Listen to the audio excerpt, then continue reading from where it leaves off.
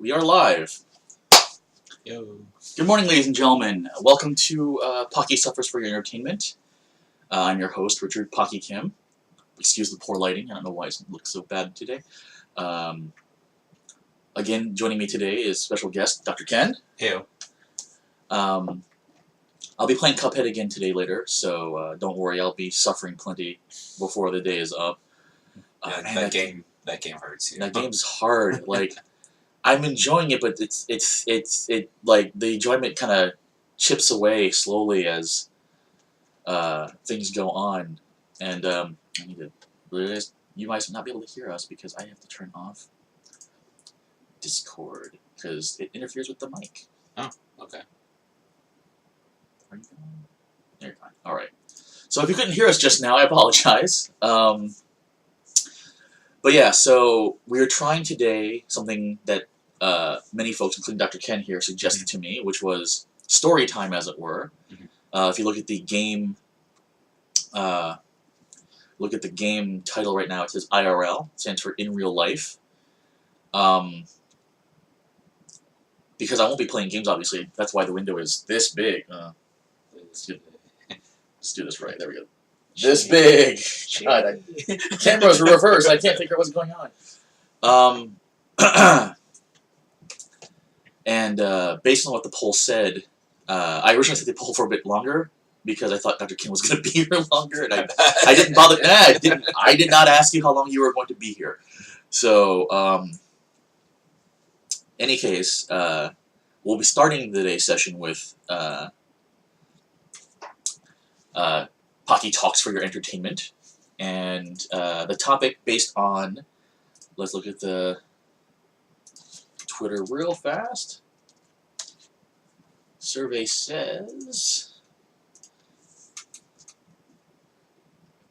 with 8 votes in currently, old games 13%, old cartoons, American cartoons 25%, no talk more suffer 12%, that's 1 vote I believe, and 50%, at least half of you, have said old conventions. So I will start talking about old conventions in the U.S. and a little bit in Japan, actually. And you've been in the scene for a bit, like based on what you've told me.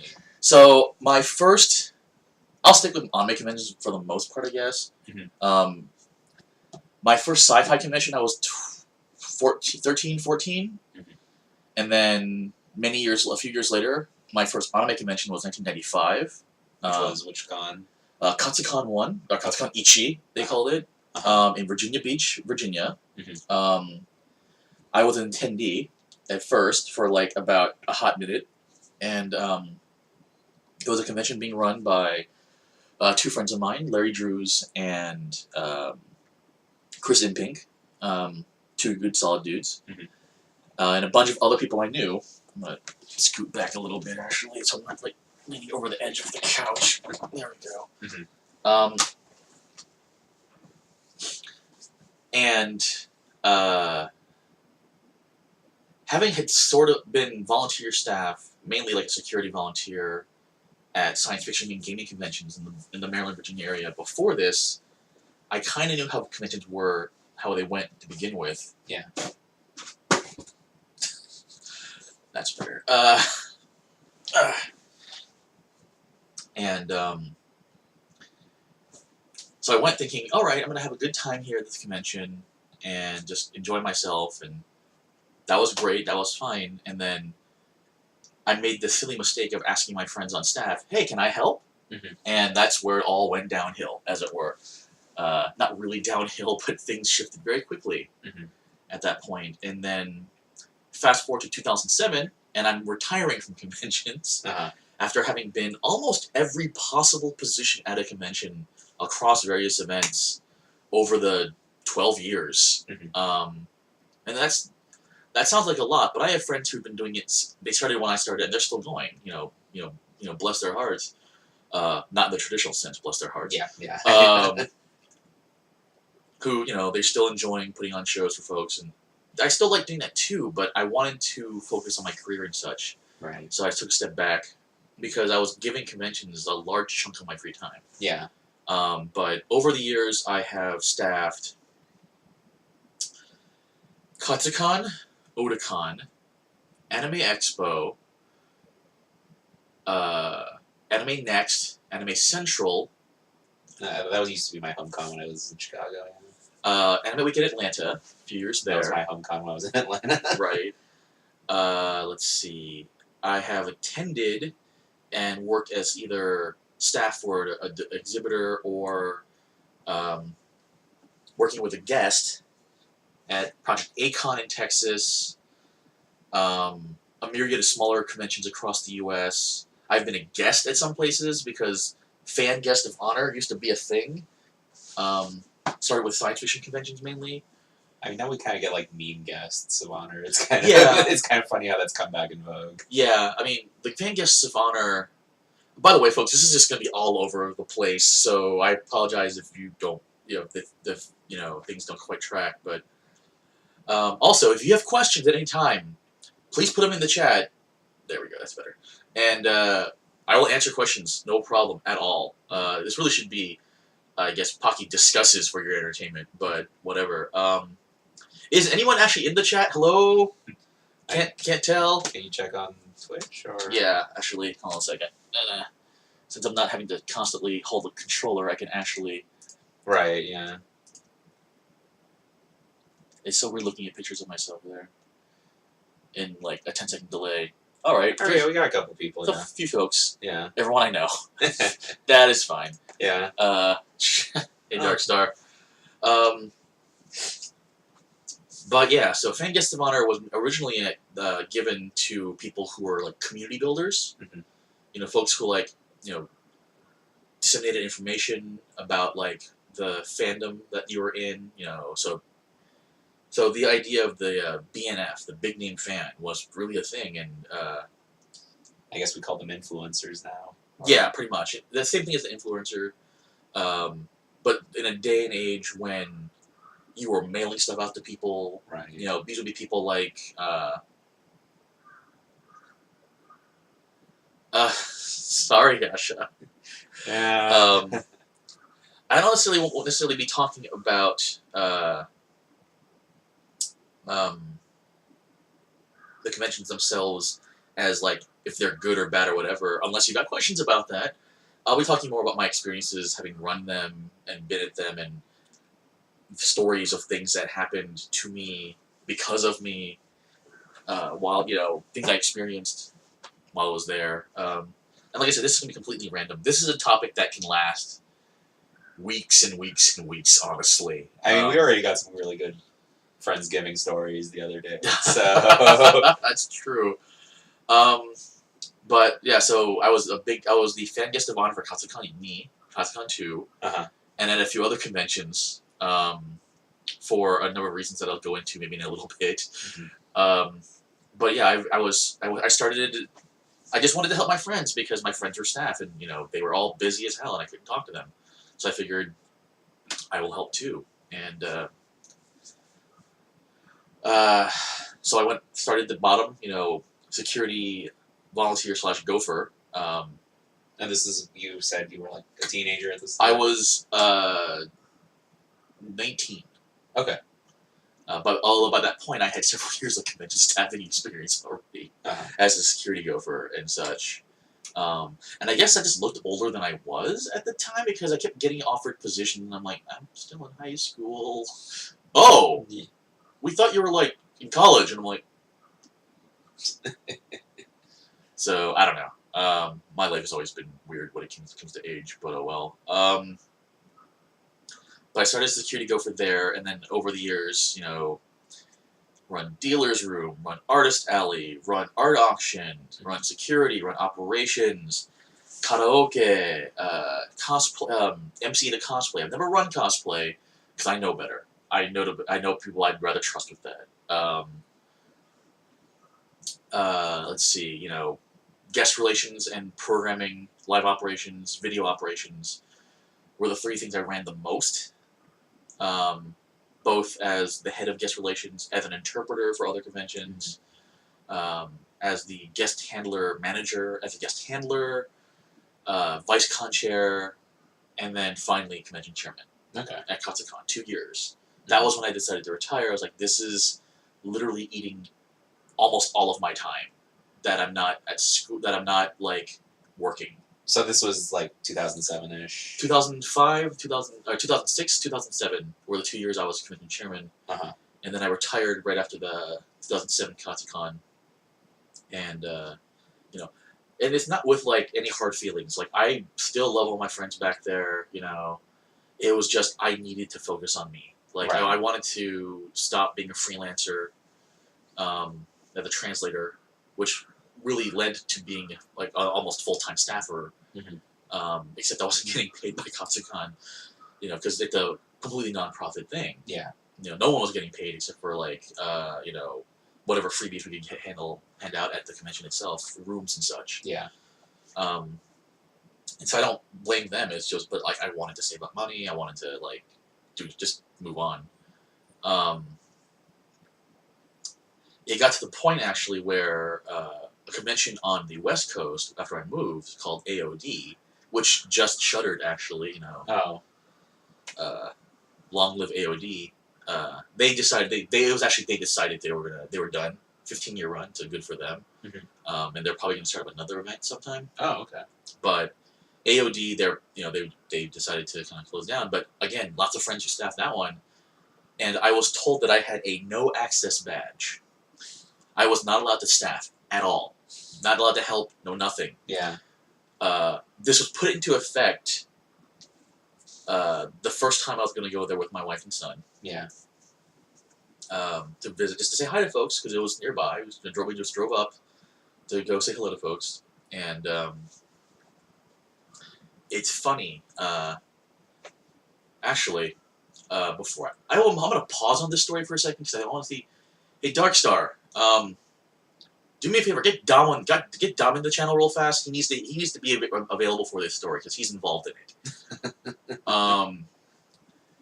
And once he's in, and I know he's in, I'll tell that story. Then we'll pause that AOD story for a second. But okay. I had a no access badge. I didn't actually say it, but all the staffers who knew me would like shake their fingers at me if they caught me trying to do anything. Okay, thanks. If you don't hear from me in a little bit, I'll tell the story anyways. But Yeah. And we can put his Twitter handle into the chat so people can go harass him for me. Don't actually harass him, please. Then again, I think everyone in the chat, two to the three people in the chat know him anyway, so it's right. But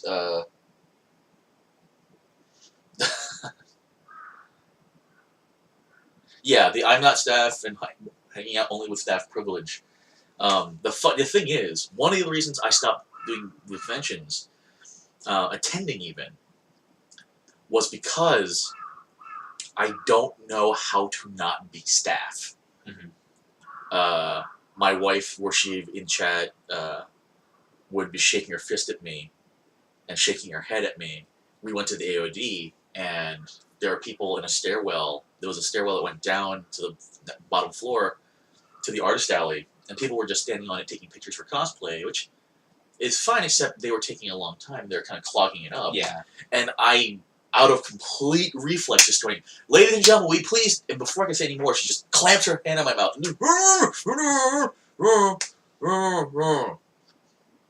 And she just looked at me while she's holding our kid. I was like, I did it again, didn't I? And she just looked at me and just shook her head, and she's like, "Not your circus, not your monkeys." And I'm like, yes, dear. That's one way to put it. Yeah. But like, every convention I went to just to see friends, it kicks in quickly. I don't like disorganization. I don't, and just the sheer, it's dominoes. Just the whole like, this should be like this. Why are not people? Where's this volunteer? Oh my god! So it's easier for me to just avoid it, honestly, at this point in my life. I guess I've always just kind of had this need to organize. I guess like back home when I had shelves and shelves of DVDs and books and manga and stuff, everything had to be just right. And like my only real rule was you can take down anything you want to look at, but you have to put it back in the exact same place. And if someone did, it drove me crazy. I know that feeling. So, Uh, but yeah, so I've staffed conventions here Yeah. twice. Which ones? One convention, but 2 times. I staffed Comic Market. Oh boy, that's. Yeah, that was great. You want to fly me back to the States? I mean, I know where you live. I can crash. Your place is plenty big enough for me to crash. I will do it, man. Free trip to the U.S. Woohoo! But what was I going to say? Oh yeah, so I staffed in college. Yeah. In 1996-97, when I was here for a year as a student. Um, the Katsucon of '96, so Katsucon 2. I ended up becoming friends with a couple of the Japanese guests. Um, Mr. Esai, who was known for like organizing the cosplay section of Comic-K, and a few other folks I became familiar with. And Esai-san said if I come to Japan to contact him, and he'd give me his email address, and he'd get me into Comic Market. I thought he meant getting me like just like I knew that was hard to get in. Like I'll see when to line up with everyone else. I thought he was going to get me a circle pass or something. Yeah. Oh, a circle pass is what the groups that exhibit at Comic Market get to get in before everyone else. Right. And they get a limited number, so they're hard to come by. Unless you have really strong connections or you're sleeping with the circle head. And nowadays you just buy them on Ticket Camp, apparently. Yeah, that kind of depresses me a little bit. Yeah. On the other hand, because that's a whole other thing. Yeah. In any case, so I pinged him. He's like, "Oh yeah, come here at this time and we'll talk." And I'm like, "All right." And it was a Comic Market staff meeting. Mm-hmm. I don't think he meant to ambush me. I think he thought because I was staffing. I was also staffed at Katsucon 2, on top of being the fan cast. That was guest relations. It was weird. He's like, "Oh yeah, fill out this form." I'm like, "Wow, this is really formal to like do this." And my Japanese is still only so. I'm like struggling a little bit. Okay, go over here. Go take your picture. I'm like, "Picture? What the hell?" And then they're like, "Okay, here's your badge and here's your armband." And I'm like, "What the heck is going on?" You're part of the international division. But what? Oh, so they already had an international. It had started a couple years beforehand. Dr. Ishigami, doctor, like an actual medical doctor. Okay.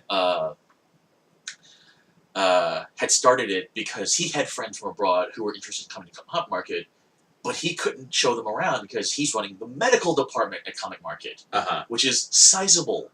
Yeah. It's at least several dozen nurses and actual doctors on call at all times. I mean, in those Japanese summers, yeah, for all those people getting heat stroke. Apparently, the winter's worse. Oh. Because you expect heat stroke in the summer. Yeah. But in the winter, they're bundled up, and they don't want to take off their coats when they're inside. Yeah. Because it's a hassle, and you're carrying around crap, and you're trying to carry all your bags and such. So apparently that was slightly worse in the winter. At least at that point in time. I don't know about now. He's retired, actually, last I checked. But he speaks English. Yeah. And he started the division, and it was him, Nishizawa-san, me, Michael House, who was one of the original translators at Animago, back in North Carolina, back in one of the original subtitle houses. I think I had a couple DVDs growing up, yeah. And a couple other folks whose names, forgive me, I don't remember. I remember one lady was Japanese, but she spoke Chinese, and she was the one person who spoke any type of Chinese, and so she was our go-to. And I was the youngest member, of course. And but yeah, I ended up being staff, and I kind of took it upon myself, instead of just sitting in the office waiting for people to come to me, wandering around the convention looking for people because it's such a huge place, and there's no real way to know to go to the international office. Yeah. Because it was a tiny thing on the second floor, and so I went around and I found a bunch of folks. I pretty much played Spot the White People. Yeah. Was this already a big site back? Oh, this is a big site. Yeah, it's been a big site forever and a day. Okay. At least since the early '90s, if not before that. Right. I mean, I remember there was like a joke in Lucky Star once where they're like, "Oh, I remember before I moved to like big site," and it's just like they're like, "Wait, you're only like 18. How old are you?" Yeah. Yeah. it started originally in like this little tiny arena, like not even an arena, just a little place that had a hall they could use because it was Yeah. like a couple dozen groups Yeah. back in the '70s, late '70s, I believe, and it expanded out to what it is now. It's just ridiculous. Right. So I wandered around looking for foreigners. Explain to them, oh, here's what's going on. Here's where you want to look for on the map.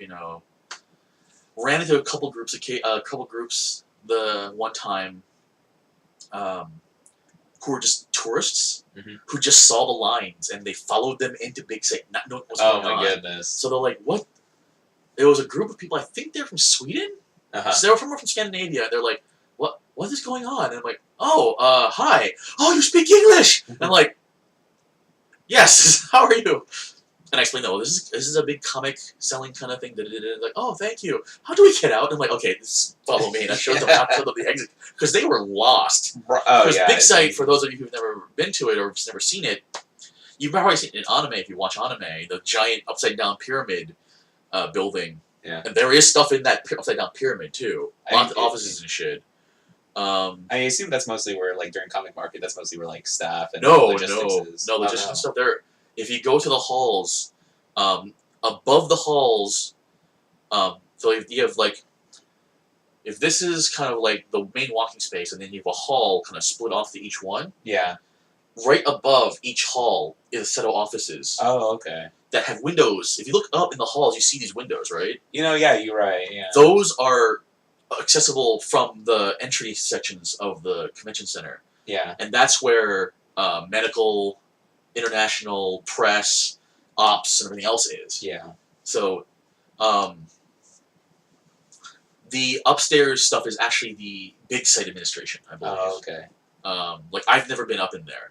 Yeah, I mean, despite that being the most iconic thing of Comic Market, you never see... You're never actually in there. That's why that was what I found kind of funny the first time I went. I'm like, oh, we don't get to go in the pyramid. I wanted to go in the pyramid. No, it's off limits. But yeah, so that was good. I lost a lot of weight that year during those events because I was doing 3 to 4 laps a day. Oh, you did all 3 days. Oh, well, yeah, I'm staff. Right. I didn't have a choice. I wasn't sure if it was like one day, like they cycled people out. No, I bet nowadays they have enough. But I had they gave us room and board because I was at Chiba, so having to take a train from Chiba, first train would have been hell. Yeah. So I crashed in a hotel room there with a assigned roommate and got free bento and stuff, and we did get time to ourselves. So we didn't take off our badge, take off our armband, which changes every year, so you can't counterfeit them. Although people try still, of course, jerks. And I could take so I was allowed an hour each half of the day to kind of wander myself, and that's when I found cool stuff like my Equalizer doujinshi.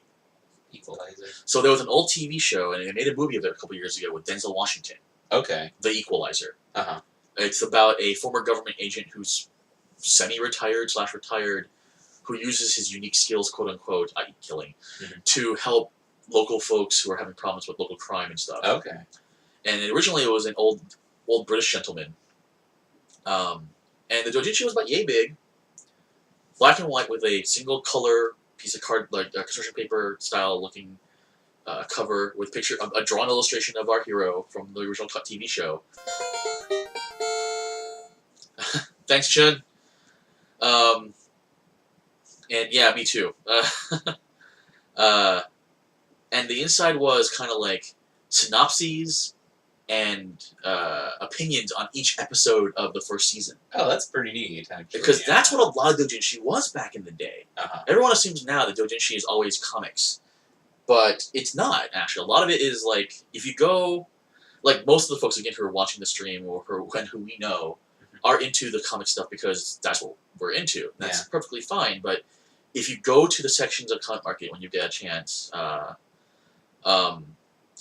the non-comic stuff, you will find a treasure trove of really interesting stuff. Like, I remember one I saw years ago, back in 2000... Years ago. Shut up, Richard. That was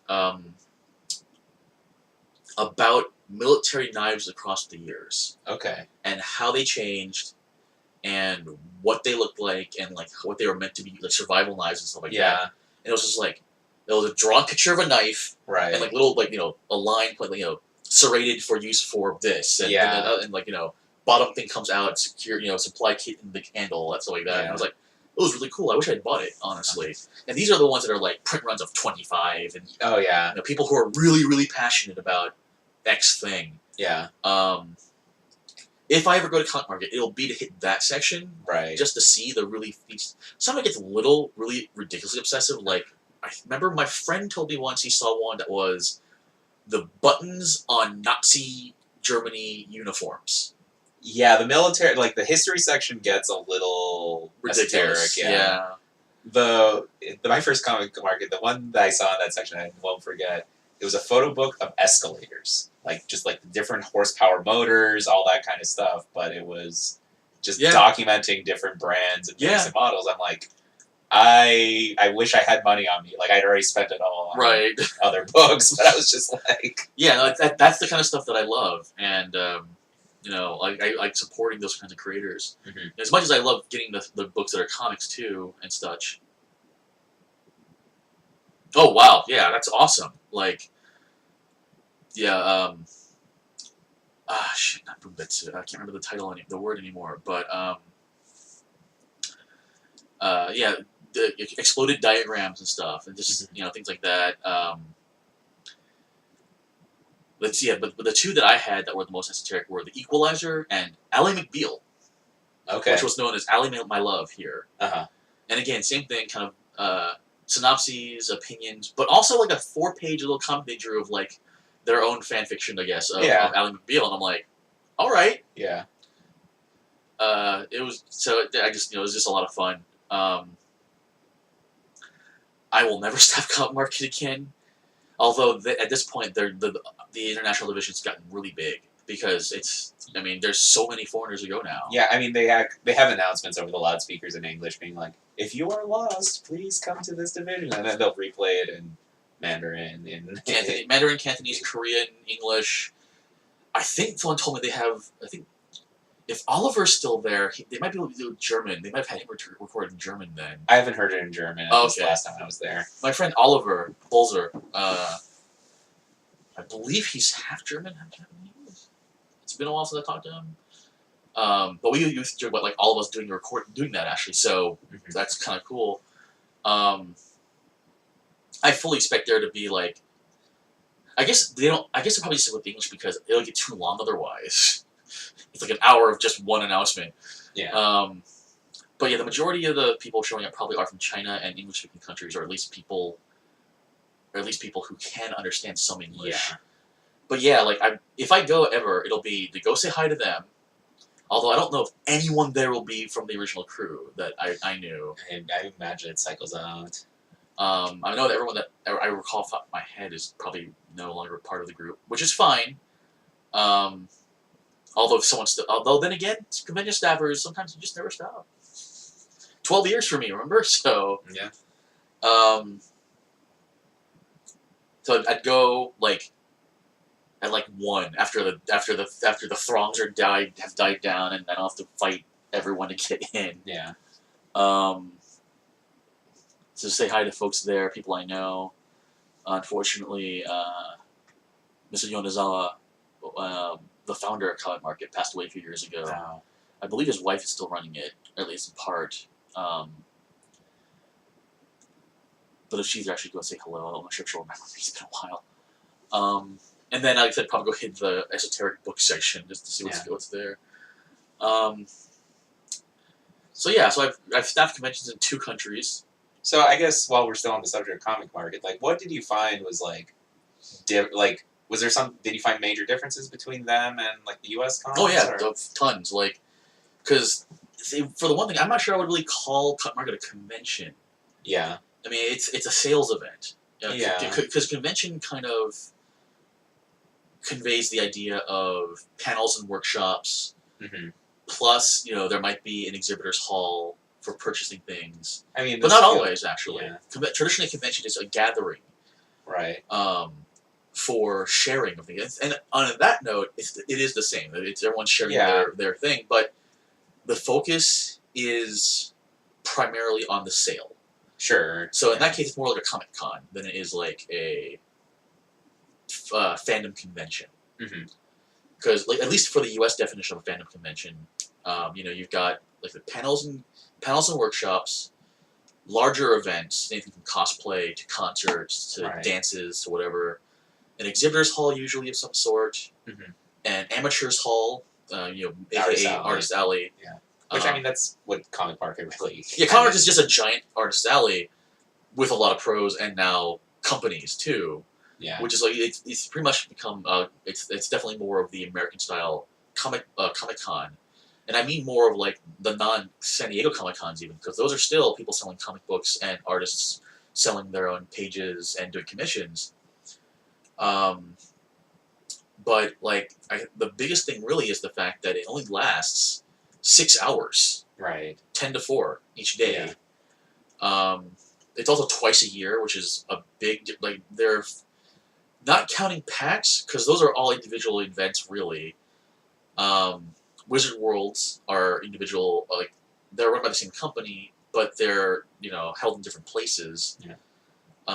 And they even still kind of follow the traditional traditional convention schema of panels, workshops, things like that. But the biggest thing really that's different is that there's no on-site.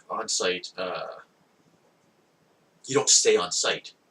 For most conventions, traditionally you stay at the convention center because the hotels are attached or you're close to them. And by theory, conventions are like that because they're about getting to know other people in your particular fandom. Yeah. Or interest. If it's like a work convention or sexual interest convention or whatever. Right. It's all about meeting people that are into the same kind of thing. Comic Market's not about meeting people. Comic Market is pretty much. I mean, I see some people try. Like, I'll see the artists talk to each other, and sometimes some fans will go up and have a discussion, but sometimes they'll be like, "Oh wait, there's a line here. Can you?" Yeah, no, and that's not much different than a normal artist alley either. It's kind of I feel almost bad for the artists because if they're actually there at the booth to help sell their own stuff and they're well known to any degree. They have to deal with that, and if they're busy, then of course they want to be polite, but at the same time, there's a line. Yeah. And so networking between artists is not too uncommon, but like the fans talking to each other, doesn't really happen. That's what you mean. Yeah. Because like the first science fiction conventions back in the day were all about we all love Star Trek or we all love science fiction writing. We want to talk to other people who are like that without having to resort to mimeographed news zines, newsletters and such. And so some people organized the first one. They at that point conventions were literally usually work and labor related, like Shriners conventions you may have heard of, where the dudes in the fezzes and the little tiny cars. Yeah. So they would have industry people there to show off their new whatevers. Right. So you had all these big convention spaces not being used for anything beyond that, or livestock shows, or other kinds of promotional things, and suddenly hey, we're gonna use all the small rooms to have small, relatively intimate discussions about why do the guys in the red shirts always die or whatever. Right. But it was those as they started so you could meet people, become friends hopefully, or at least know more people to talk to your stuff about. And that's the same thing for most anime conventions and other fan conventions in the U.S. now. That's still the point. Yeah. Although they become more a place to party in real life. Yeah. Because of the internet. Now if you want to meet people, and assuming you can trust them to be who they actually say they are, it's become more of a, hey, we should all meet at Expo or something and hang out and meet for real and hook up or whatever, depending. Usually just at least in my circles, drink and whatever. But meet in person and actually be able to meet in person. Yeah. Instead of being the original point of contact, it's become more of a I don't say secondary point of contact, but a second stage of contact. Mhm. But yeah, comic market really is get in, get your stuff, get out, and then people like you might go with a group of people you know, and split up, all buy your stuff, and then hit an izakaya, a pub, or something, a restaurant or something afterwards, and then divvy up your stuff, and then you're hanging out with people you already know. Yeah. But you're not going to go to one to meet, like, you're not going to sit down, start flipping through your porn, your books, and it's a lot of porn. There's a lot of porn. All shapes and sizes. But you're flipping through your books, and the person just next to you goes, oh, hey, do you like, and become new friends. I mean, it's possible. Yeah. But not really the way things work, especially not in Japan. Yeah. I mean, when I've been in line for porn or otherwise, it's people are like, yeah, just don't look at me. Yeah, like, and for foreigners, it's, I have to answer a message in a second, but, so yeah, that's the big difference. Like, there are conventions in Japan that are for meeting people, actually. There are sci-fi conventions. Not really anime conventions, but like I feel like actually like from the small doujin events I've been to for like single like series like just Love Live, like there you get a bit more. It's a little friendlier feel, but even then, it's a matter kind of like it's not a space that really lends itself to just talking to people randomly because you're standing in a line to buy something. You've got to focus, right? As As opposed to like, sitting down 10 minutes before a panel starts. And someone sits next to you because they're running out of seats. Yeah. Oh, like, oh, hey. Oh, hi. Oh, so you like so-and-so or whatever? Or you like this book? Oh, yeah. And then you start talking because you've got a common interest. Right. Because you're sitting and you can't leave, per se. Yeah.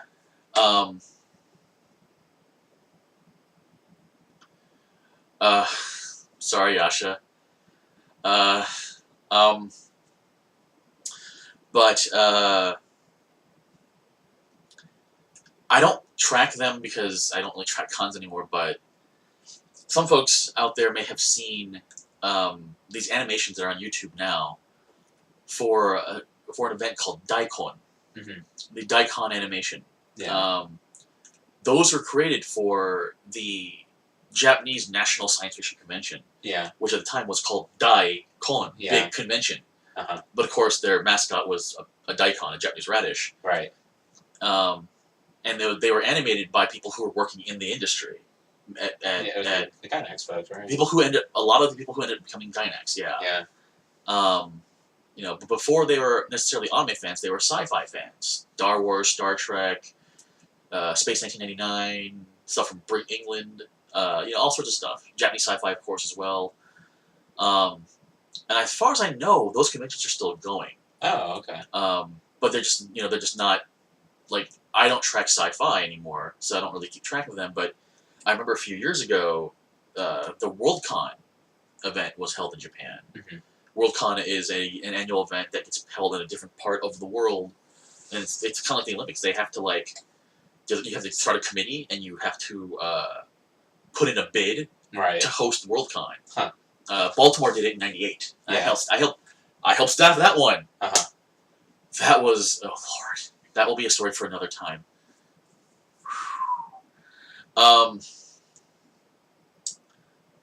But yeah, so there are events in Japan that are more for trying to meet new folks.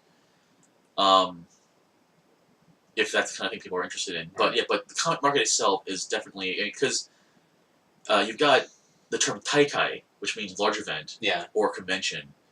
But comic market is officially a sokubai kai. Sokubai kai, kai of course is event. Yeah. Sokubai is sales. Sales event. It's a sales event. It's 98%. No, you know what? I'll take that back. It's 90% sales, 10% cosplay. Yeah. Because that's the other reason people go. Like, some people just go take pictures all day or cosplay almost all day, and that's it. That's all they do. And that's fine.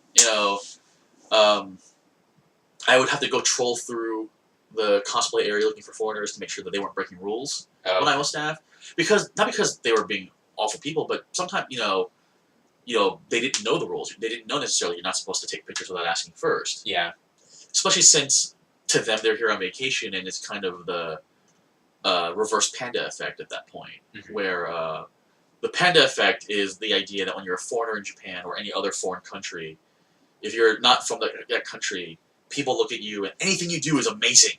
Like, you go out with coworkers who are from the nation you're from, and you use the native utensils, so chopsticks in our case here. Oh, your chopstick use is so good. I'm Korean. I'm half Japanese. I get that. Yeah, it's like or just stuff like that, and so a bunch of us started calling it the panda effect because you're like a panda in Israel. Right. Yeah. So the reverse panda effect is then when you're a tourist in another place and you're just like everything is just newsworthy, so you take pictures of everything, Yeah. or you talk about it out loud, and I find a lot of times it's because people just don't know, which is fine. You tell them, and they're usually cool about it.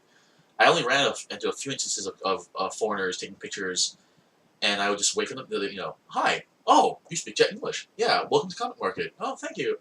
Just as a quick note, please always ask them, you can use simply, I gave them a quick phrase or two of what to say, "Shashin potte desu ka?" And if they just nod, then you're good. If they shake their head, then move on. And so that was, it was fun when I was a teenager. And, I guess it wasn't, 96, 97. I turned 21 in Japan. That explains that.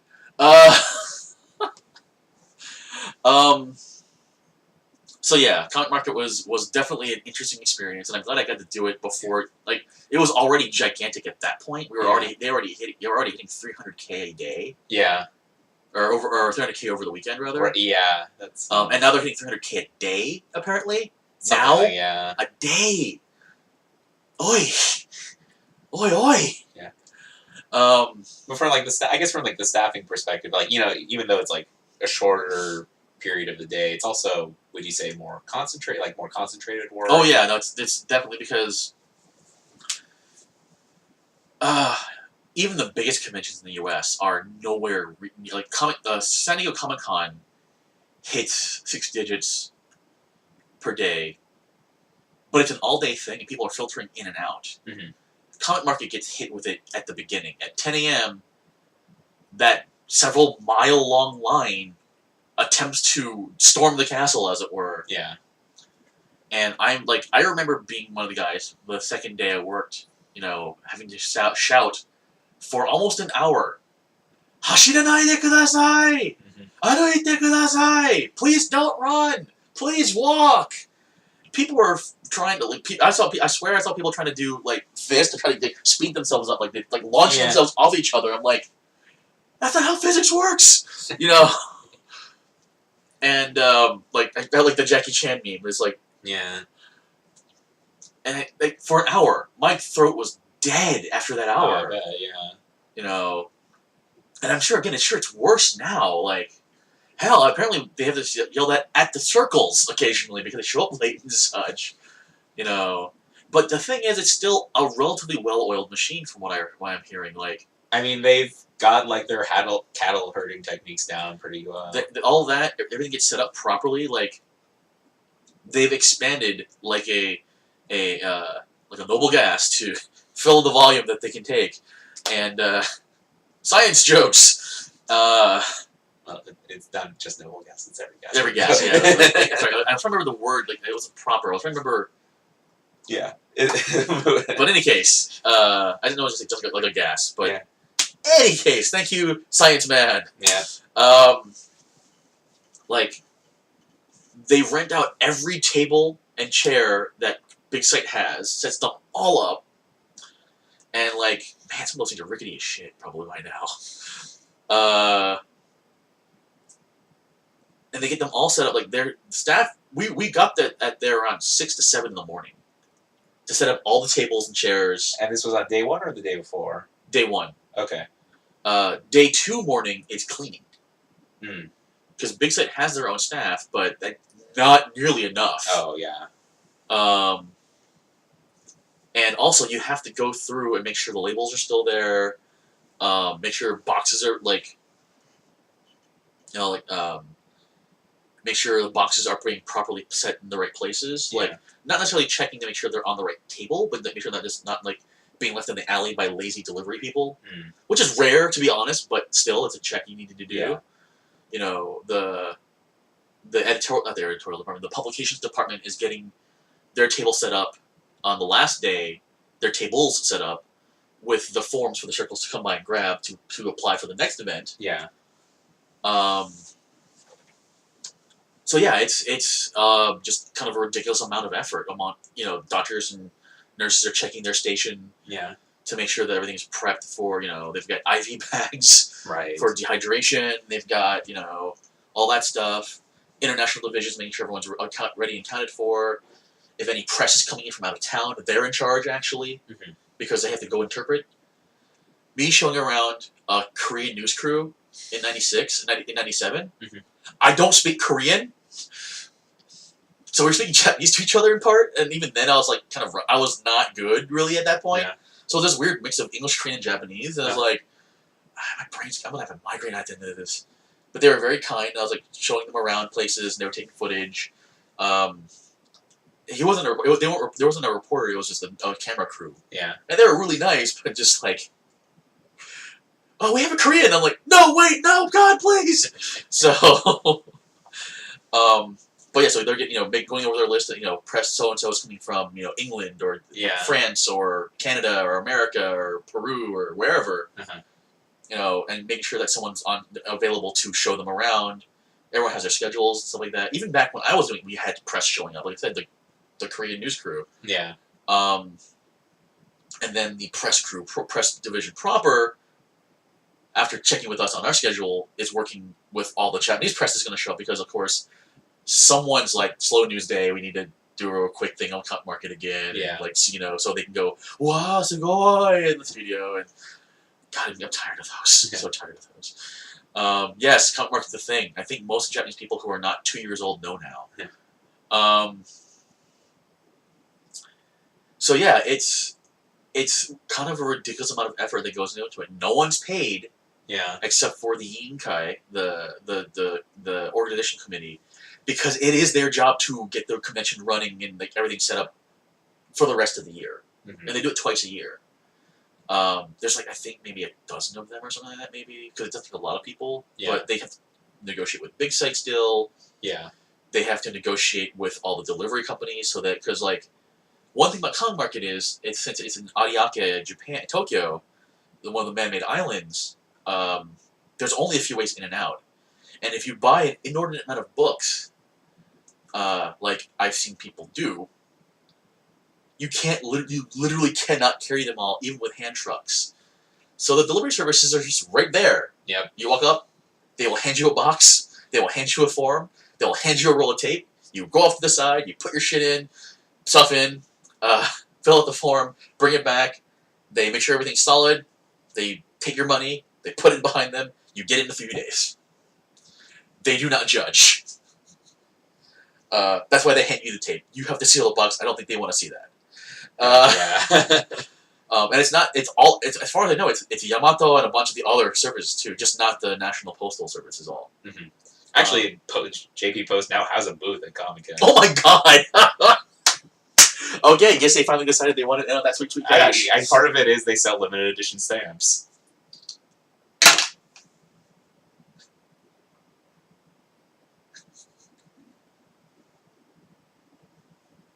I bought Love Life stamps from them. Oh yeah, okay, you're right. All right. I mean, all those anime stamps you'll see at the post office, they'll sell them there first. That makes sense. I didn't think I was gonna have face palming during my tongue section. All right. So, but yeah, and so yeah, it's definitely as a staffer, having seen that, and then having staffed conventions in the States that were anywhere from a couple hundred.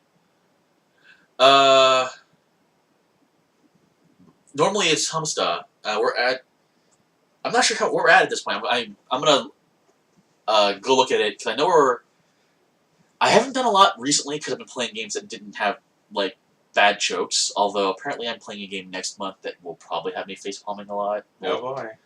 Yeah, it's about cats. It's a non-Japanese game, so it'll be interesting. But But having staff conventions in the U.S. that were anything from a few hundred to tens of thousands of people at this point, because I've never staffed Expo in the current time. Expo is a monster now. Yeah, Otakon this year was really big too, but I don't know what the numbers were, so I'm not going to automatically assume 6 digits. But I don't think it hit 6. But... I don't actually care. Okay. But other than for points of like what I can say about myself, because I did staff Otakon this year, fulfilling a last favor I owed, and it was good. I got to be guest relations one more time, and I got to go home for a couple days, which was nice to see my family for like a day. Yay! But it's definitely a different monster. That level of attendance and staff, like the staff at Comp Market is bigger than some conventions I've staffed back in the day. I mean, how many was it back when you were doing? When I was staffing it, the staff was several hundred people. Okay. At that point, back in the 90s, there were several hundred people. So it's probably. I'm guessing they're now. I'm gonna guess they're like mid, like 400 to 500 at least, probably by now, because they just need that much manpower. Yeah. You know, because they have to have people outside the entire area to make sure people aren't trying to sneak in, like to the wall circles. A wall circle is a group or a person exhibiting at Comic Market that is so popular their lines are ridiculously long, so they put them on the wall where the rolling doors are, so that people can line up outside and not block the entirety of the interior of the halls. But even then, access to those entrances is limited, so they'll have a wall of people. Because normally you could just wander over from any point in that area, and so they have to have enough people to keep eyes on that before they open. Once everything's open, everyone's lined up, they don't care anymore. Yeah. But like that's one reason why people run is that those places sell out super fast, or people just want to get that out of the way. Yeah, I mean, a lot of it is like the limited edition stuff that comes with it. Like those guys, they'll print their books and like sell them at like Tornana, Melon Books, but like people are like, no, I want the folder that comes with it. Whatever, yeah, and like so, yeah, it's crazy. The wall. I remember, even again back in the 90s. There was the one group I walked past, and they just had someone standing there with a box, holding a box open like this. And I kind of peeked in as I was walking past, kind of like out of the corner of my eye, and it was full of 1,000-yen bills. Mm-hmm. People were literally just would walk up, throw a bill in, grab a packet, and walk off. Oh, okay. Like they weren't even like trying to. They just there was a big ass box, like about this big, about that deep. Yeah. And I could see the money at the top of it. Like they would just literally just like you standing with a 1,000-yen bill in their hand. Yeah. Because there was someone a person with a sign where like, please have your 1,000-yen ready. Yeah. One per person only. Right. So you got up there. As soon as you're within range, throw your 1,000 yen in, grab your packet, move quickly. Yeah. And that was the fastest way to get it go. And like, right. There's a booth. There is this one circle recently. They kind of made like a game out of it. It's just like we're gonna like speed sell, and like people I think were buying the book just to be a part of that. And like there were videos on YouTube of just the people like throw, grab. Right. They were just trying to see if they could really speed it up, and they still sold out by like noon or something. Yeah, no, it's crazy. So yeah, the staff, like you have people wandering at all times. Also, just to make sure rules are being kept, like not necessarily content for the books, because Comic Market is a bastion of intellectual freedom, for better and for worse, depending on who you talk to. But things like no taking pictures in the hall, actually, of cosplay. You can take pictures of the artists if they say yes, actually, and stuff like that. But you can't do anything that will like block traffic. Right. Like it's one. So like if like cosplaying circle staff is much more common now than it was back then. I am told, again, I haven't been, but if you're in a slow section, you can probably ask someone for a quick picture, and they'll stand up and you take a picture. It's fine. But if you're in a busy area, the staff will be like, please don't take pictures here. If you want to take pictures, you have to go to the cosplay area. Right. Yeah. Because flow is important, and there are plenty of interior circles that are still really popular. Or someone might have a book that someone decided, hey, my God, this is really funny, and they tell other friends, and then it spreads. Yeah. You've got staffers wandering the halls, the entrance halls, and such for people who are out cold. To make sure that they're taken care of. Just stuff like that. So yeah, you just need a ridiculous amount of manpower. Mm-hmm. Granted, it's all front loaded. Like I said, everyone shows up in the morning because they want to get their stuff and get out. Because the transportation gets crowded really fast too. The boats, the trains, the other trains, the taxis. Yeah. The people who actually try to walk. I did that once. Oh, jeez. Well, there's another station you can walk to, Oh. and it's the terminus. So if you go there, the train will show up and it'll be empty. Yeah. And then you hop on that, and you're fine, unless of course someone decides to get on the train one station beforehand to go to the terminus. It's like a 50-50 deal. Yeah. Honestly. There's 3 train routes in and out. There's the boat route, and then there's the taxi route. Or if you drove, some people drive. I think you could even bus, maybe. Now, there's some buses, but it's far, yeah. And they also get packed really fast. Like, the boat probably is the most spacious of them all. But then you're on a boat, and I'm not a big fan of boat travel. I get seasick. I did it twice. First time just tried out. Second time because my friend really wanted to come on the boat. I'm like, all right, fine. So yeah, it's definitely a different thing. Like I suggest that people who want to go to experience something like of that magnitude, go at least once. And if you're not interested in buying books, go at one. Go after lunch. Yeah. By that point, it's free entry. Like it doesn't cost anything to get in. It's a free entry event. There are no tickets or anything like that. You don't even need a catalog to go in. Yeah. You just go. I just buy the catalog because it's fun to peruse there. Yeah. They're just so heavy now. They're like this thick, I think. Yeah, they're a phone book. I remember when the first year they announced they were doing the CD-ROM, and I wept for joy. Like, I could just put it in my computer, although the program was really rudimentary back then. I hear it's better now.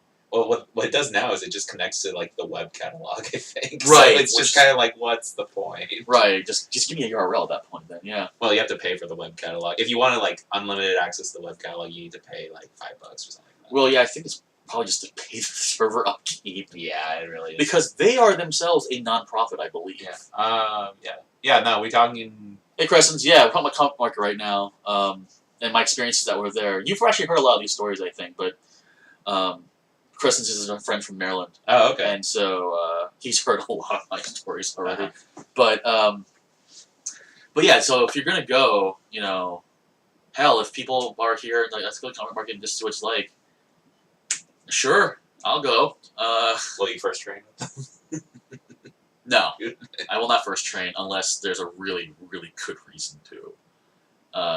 Apparently, Kiko Inouye is like selling stuff. Yeah, apparently she's done it for a while, and I'm like, I kind of want to ask someone to get a book for me because I'm just curious what the heck could be in it. She's not an awful artist, but that's not her strong suit either. Yeah, I mean, that'd be the kind of thing. Like, I would say, like, just go at noon or go at 1, like you were saying. Like, yeah. Like, I don't expect it to sell out just because I don't know if she has like.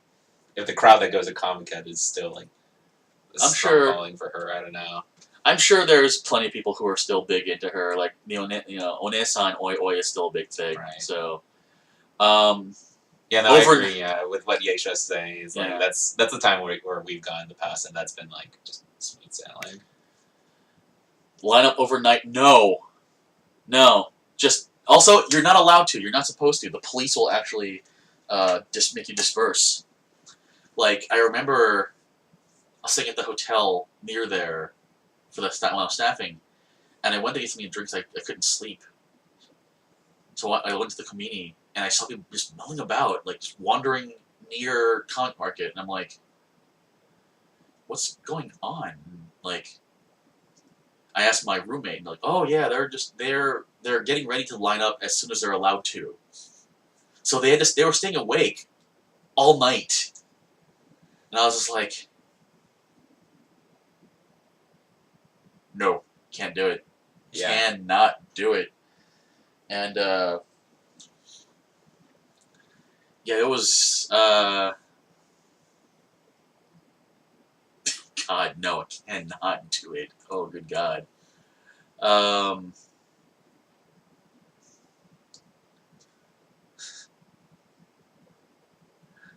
yeah, summer. Actually, I would rather do overnight in summer than I would winter, because winter now at least gets so cold in Ariake because there's no wind breaks Yep. at all. At least summer at night it's cool. I don't know. That's just me. Yeah, you pick your poison. But I would just not. Again, I would need to like. First train is bad enough. Overnight, you'd have to pay me a lot of money. I mean, at that point, honestly, if I really am desperate enough to want to do that, I will finagle a circle pass. I will beg and wheedle one out of someone I know is going to be there. There's got to be someone like that had like hell. I'll shill. I'll be a booth kid. You know, I'd say babe, except I'm hardly a babe. Not good looking at all. But um,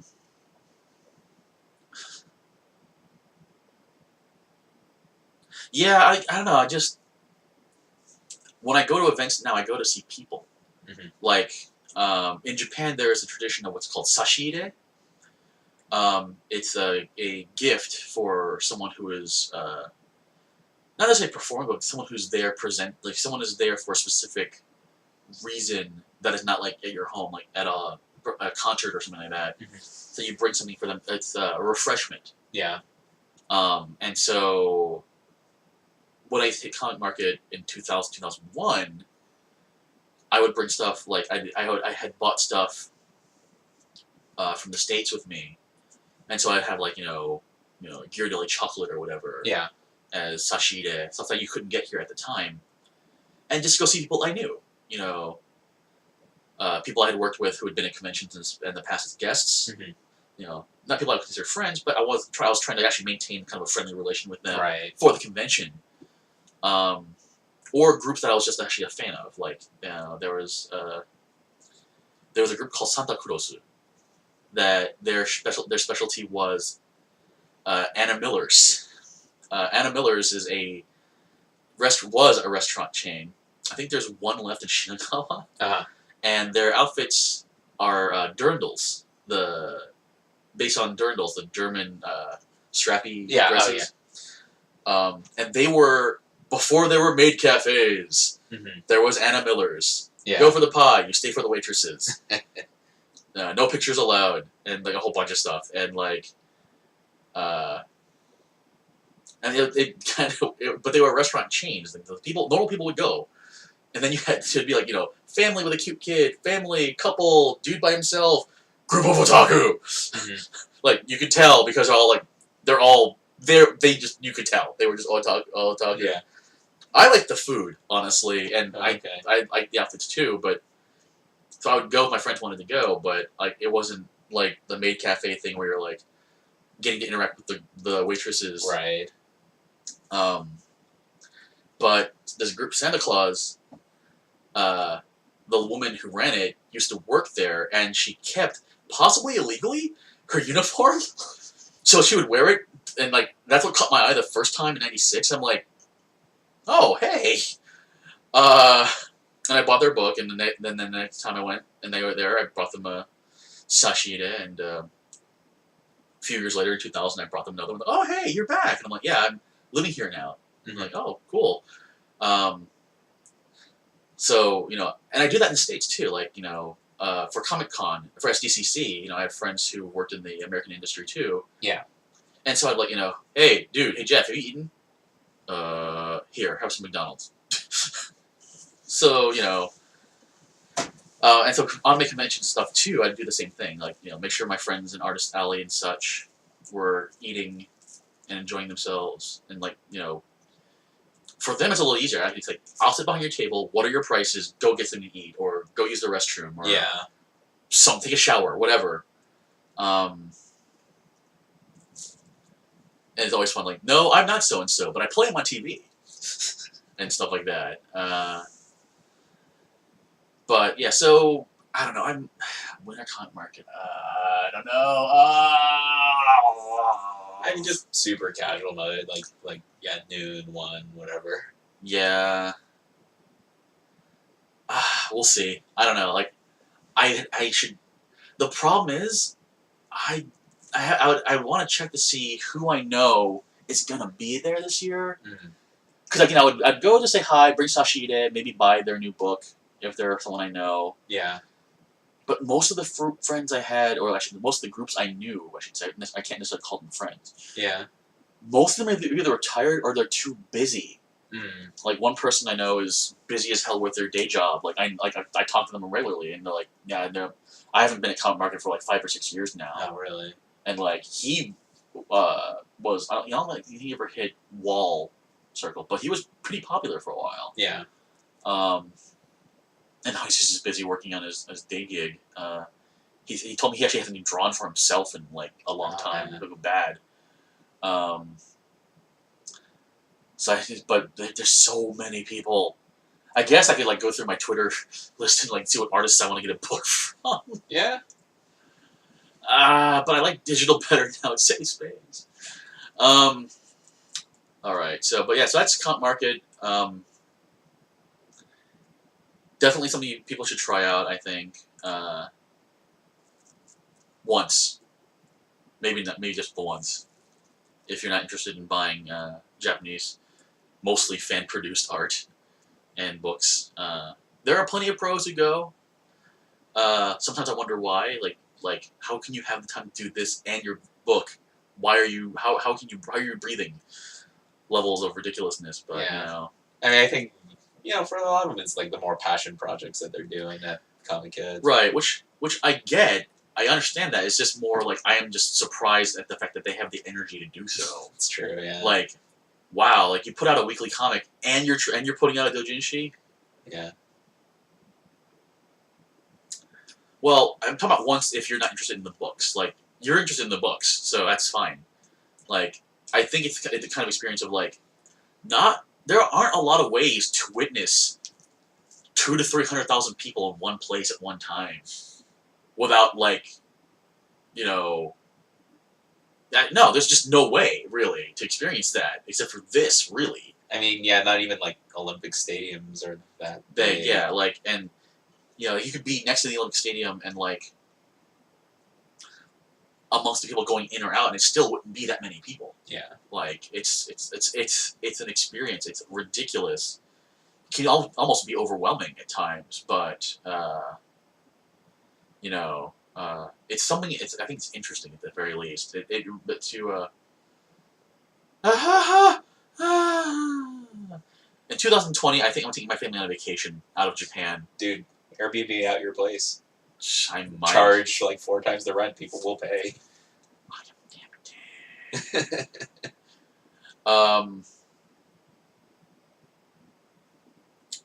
Any case, so that's Comic Market. It's been an hour. Do people want to watch me play Cuphead, or do you want to hear more stories? More stories is less strenuous on my hands, admittedly, but and Cuphead isn't going anywhere. But what depends on what people want to do. Which reminds me, I should see what the poll ended up actually saying at the end of the hour and some. Be funny if another category ended up winning. Nope. Yeah, still conventions. Yep. All right. While people are mulling if they want to watch me suffer at Cuphead or something, I need to send a message really fast. Pardon me. But yeah, it's reflecting on my comic market experience. I actually recently reunited on Facebook with a old member of the international division. So, oh, really? Yeah. He worked for EA at the time, EA Japan. Ooh. I'm so old. I still have his card back home. It's funny. I found it recently. I'm like, holy shit. So, come on. Work with me here. Thank you. Sorry for the pause here, folks.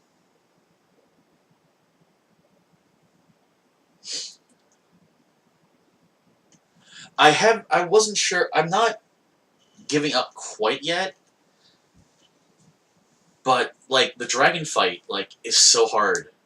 Like it's giving me enough trouble.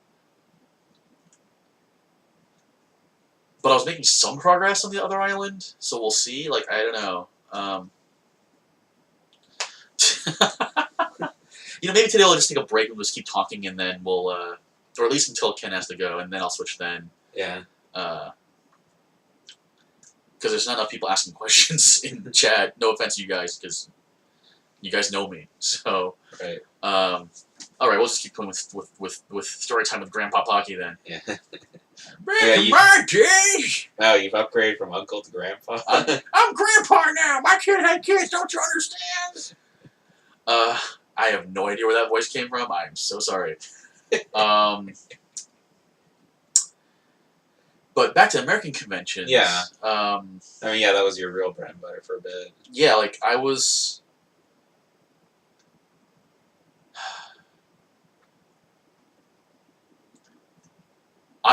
burning my own money.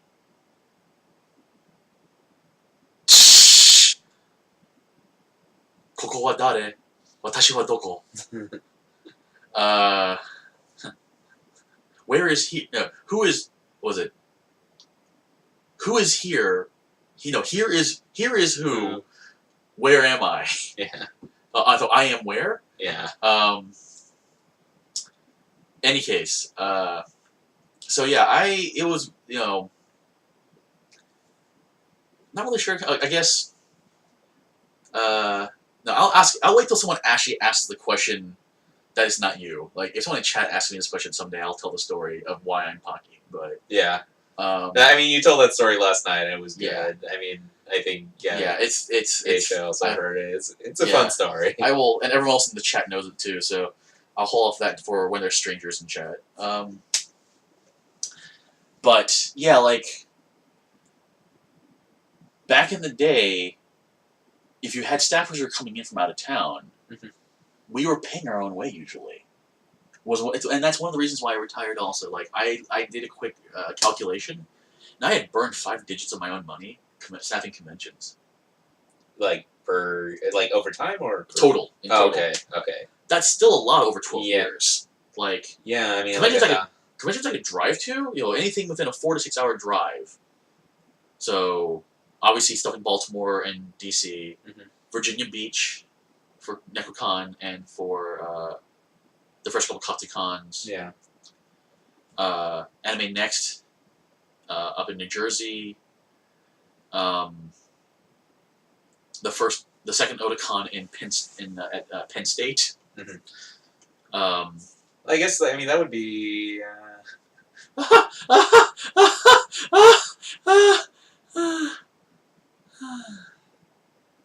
Oh, laser! Yeah, you've told me your Laserdisc story. Yeah, and Darkstar actually has a large chunk of them now. Oh, really? Nice. I mailed them a bunch of them before I moved. But I guess let's talk maybe Otakon. That's probably a good jumping off point because you've seen it in it. Well, I saw it from the second year on. Second year, and did you? I was staffing the second year too. And did you see it the whole time it was in Baltimore? So 96, 97, 98, 99.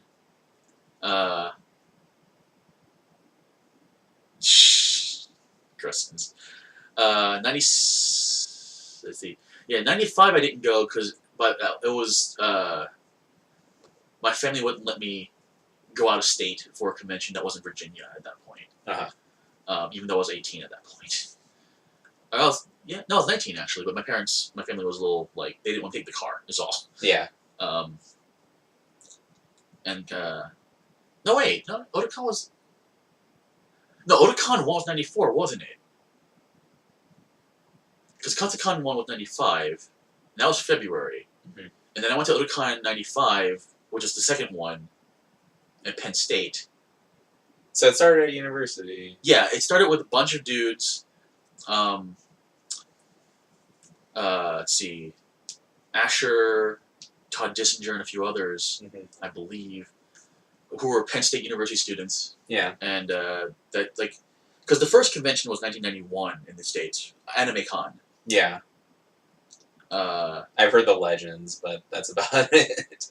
Yeah, and like the fledgling birth of the SPJA and such, and before the split happened in 93, 94 to Anime Expo and Anime America. But in any case, that spawned a bunch of places wanting to do their own. That's when you got Otakon, Project Acon, Yeah. and the planning for Katsucon. Mm-hmm. Katsucon, like they started in '95, but they started planning it well before that. Yeah. A bunch of folks from Blacksburg for why am I blanking on the name of the school? Blacksburg, Virginia. Suddenly, there was a shooting there. What the hell?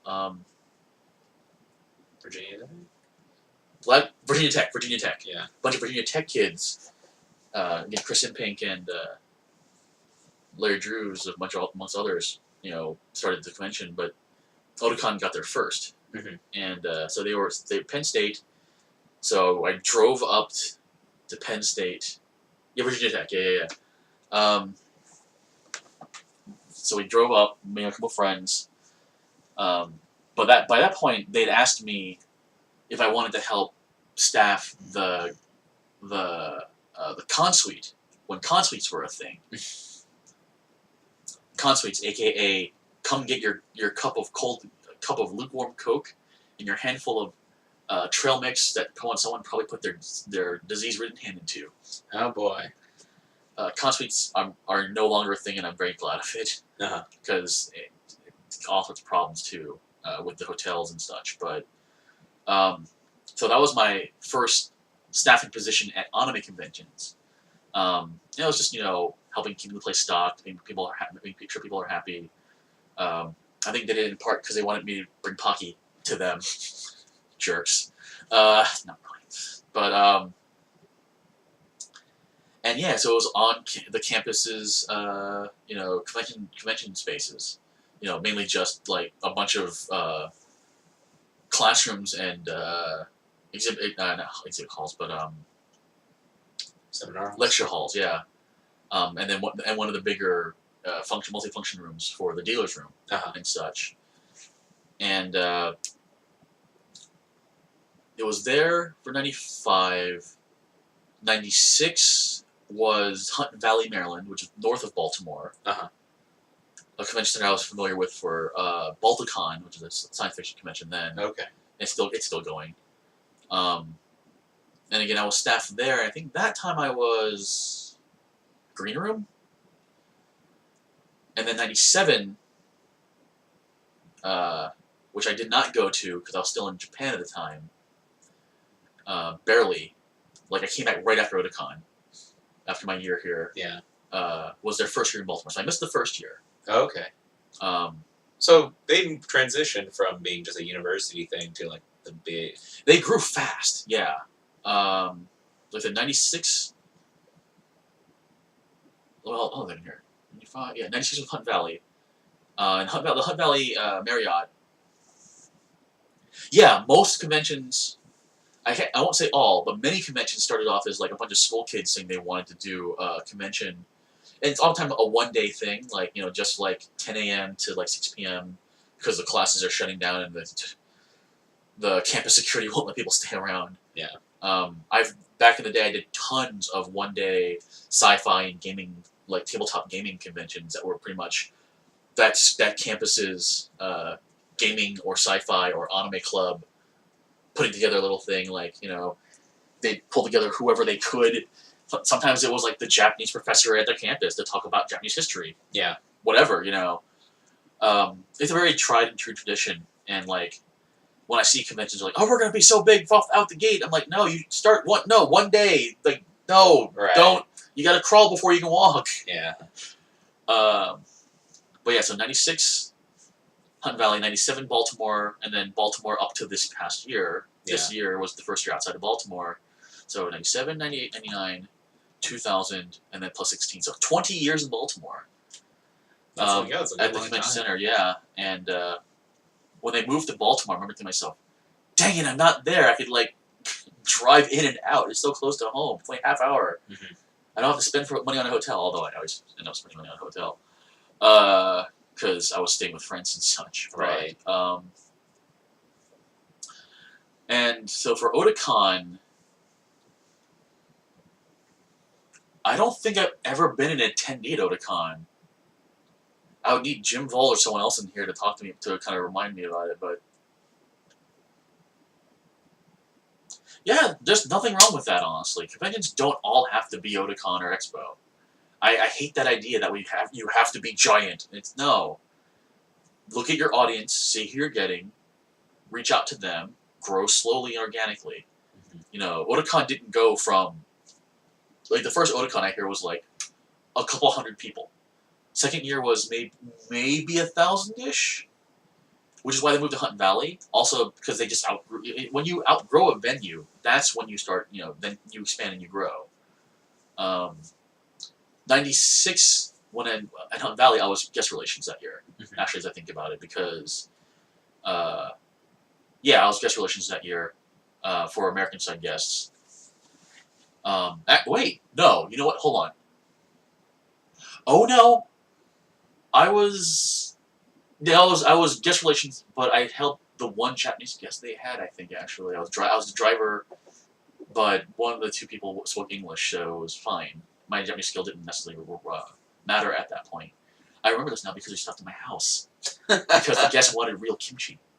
What? Oh, okay. And being a Korean house, I was like, well, my house is between. We were in DC for sightseeing. Yeah. The guest wanted to go to Smithsonian and everything else. Yeah, all that. And then on the way back in the middle of the day, I was like, we should just stop somewhere for lunch. Like, yeah. Oh, are there any good Korean places? And I'm like, well, yeah. And you're like, I want some really good kimchi. And I'm like, my house is on the way. We can stop there really fast if you'd like. And I was like, not thinking about like maybe I shouldn't ask a Japanese guest if they want to stop at my house. As guest relations, you really shouldn't do that. Yeah. But this was like back in the super informal days too. Right. Now you definitely should. Yeah, you can't. Back then. So we stopped in. Well, a lot of it's being produced in the U.S. for the dubs, so you get the dub actors, and I mean, for Japanese guests, if you're willing to pay them, they'll probably come out almost any place. But a lot of it's scheduling too. A lot of times it's like, I would love to go to X place, but I can't take time out of my schedule. I affect some American conventions too, a lot of the time. Otakon is the same weekend as Comic Market Summer. And that's why their guests are always kind of announced kind of late-ish, because there's a lot of, I'm not sure if I can go, I can say yes, I'm going to go or not. This is conjecture, mind you. I don't actually know. I've never been in the decision-making process for Otakon. This is all my personal guessing at this point. So don't take this as gospel about Otakon's guest practices. But because they are the same weekend as Comic Market, a lot of Japanese guests in the animation field might have to like be at Comic Market to either for their own circle or for a booth. Right. Or sometimes in a level of like they're preparing for the next project because it's just before the next season. Yeah, that's true. So it's scheduling is tricky. Katsucon had the issue of being in February, and so it's kind of like again just that sweet spot of them getting ready to prepare for the spring season. Like they're just starting to eat kais and stuff. Yeah. So Expo on the other hand is in July, which is dead middle of the season, and so yeah, I mean like some shows they actually have like the premieres of some shows at Expo. Right. So they have that's like the perfect time of year for them, and it's Hollywood, so everyone's in Hollywood. But, yeah. Any case, so we stopped by my parents. My grandmother was like, "Who's your very tall friend?" "Oh, he's from Japan, Grandma." "Oh, okay. Can we have some kimchi?" "Okay, sure." And she breaks out a restaurant container, like a styrofoam container. She's like, "How much would you like?" And I'm like, "Grandma!" and the guest was like, "How much can we have?" And I'm like, "How much would you like?" We took 3 containers back with us to the...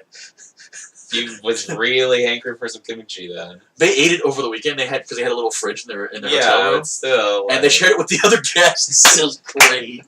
They're like, "Where did this kimchi come from?" I'm like, "My house. I think Grandma made it." This is before Tehe Pero. I can't do it. Back then it was Tehe. Okay, just the Tehe. The Tehe, yeah. No Tehe Pero yet. Gotta be historically accurate, man. We don't need these anachronisms. Yeah. And then I went to, so after that convention, literally right after that convention, I moved here for the year for school.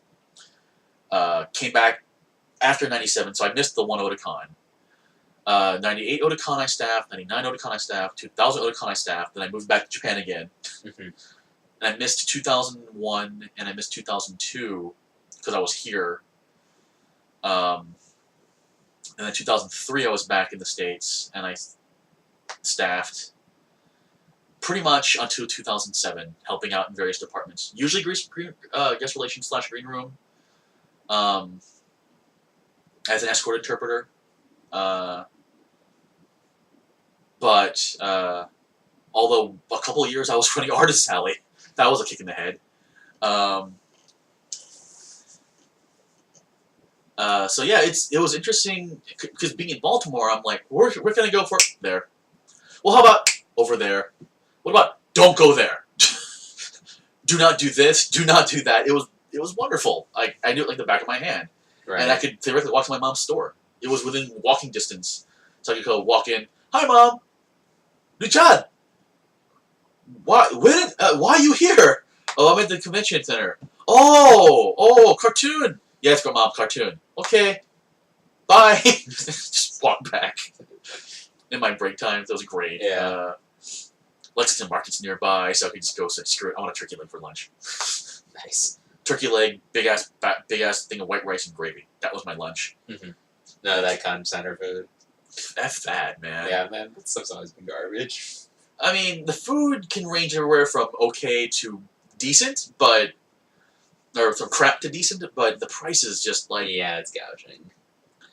The thing is, because Aramark is used to, and I can't believe I'm defending Aramark of all things, but I will admit, they're used to professional convention prices. Like, people who are sent there by their company, so they have a stipend, or they have expense accounts. Yeah. So, $6 for a hot dog? Pfft, whatever.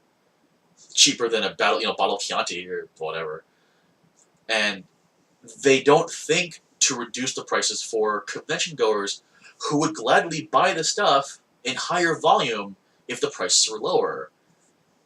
And I don't know why. Like, I remember trying to convince the hotel at one point, at one of the conventions I was working at, like, if you lower the prices by a little bit and make it a little more affordable, you will sell more and make up the difference in volume.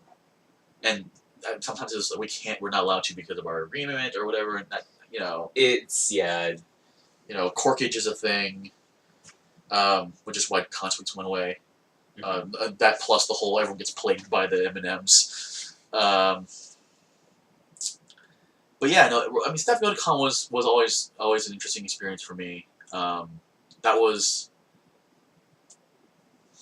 Yeah, well, I mean, conventions in general are a first sight for plagues, honestly. Because people are, hanging out in close proximity, in closed environments, with recycled air a lot of the time. Yeah. Especially in the summer events.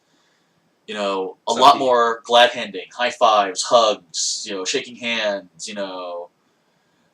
People forgetting to bathe. People not washing their hands. After having touched so many different people at the same time, it's not actually gotten better with people walking with little vials of Purell and crap. Right. But I remember, a couple of days later, I got con plague.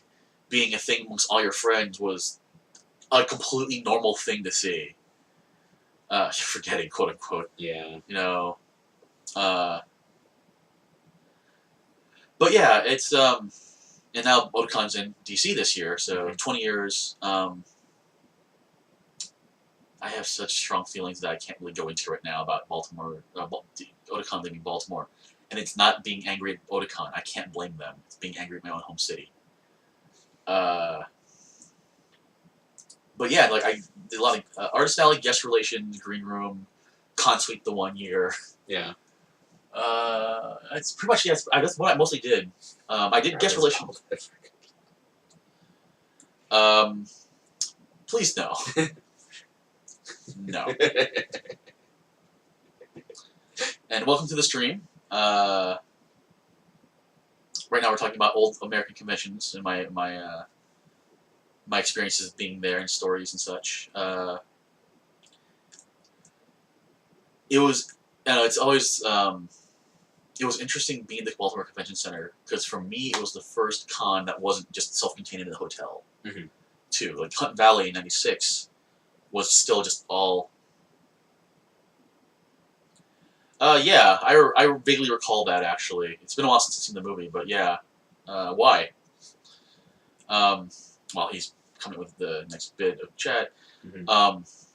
So having been scattered between the convention center and I think it was 3 hotels that year. Traditionally, one agreement conventions have with the hotels is you agree to kind of supplement. I see. Gotcha. Okay.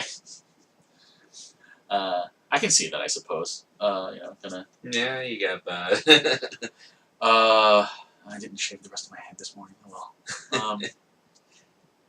But the when you're at a self-contained event, part of one of the things that security does is you kind of do, I'd probably say hourly checks of the guest floors. Yeah. Just kind of walking along, make sure that the parties aren't getting too rowdy. Like, if you can hear it from down the hall, that's too rowdy. If you can smell the ganja from underneath the door, it's too rowdy. If you're hearing the sex from down the hall, it's too rowdy. Oh boy, yeah. Although, then you have to make sure if it's a couple or an orgy. Not telling those stories. But with the convention center having split off, I'm not sure how they handled that because I wasn't security at that point. I was doing guest relations. So I was off, taking guests to dinner and such. Which, while it sounds like a lot of fun, and it wasn't, for me enjoyable. I like getting to talk with people and show them Baltimore, make sure they get their events on time and everything else. It's not all fun and games. It's you were responsible for another human being. Who may be jet lagged, may not speak the language. Yeah. You gotta make sure. Food allergies. Religious things possibly, depending. What do they want to do? Afraid not. My current health does not allow me for extracurricular, for some pharmaceutical activities right now, unfortunately. So, in short, I can't do drugs or alcohol. Well, I guess I could, but then I would be dead. That'd be kind of a very quick trip. Yeah, so, not the best trade-off. No, not something I'm really looking for. I would want to try. But although, now that you mentioned that, actually, the number of times I had to bust up room parties for drug use, more than one hand. Less than 2 hands, but more than one. That I'm actually surprised. Like, most of the time it was just pot. Yeah, I mean that's what it usually is. And it's just kind of a matter of, yeah, open your window. Oh, thanks, bro. Last warning. Yeah. Click. Oh,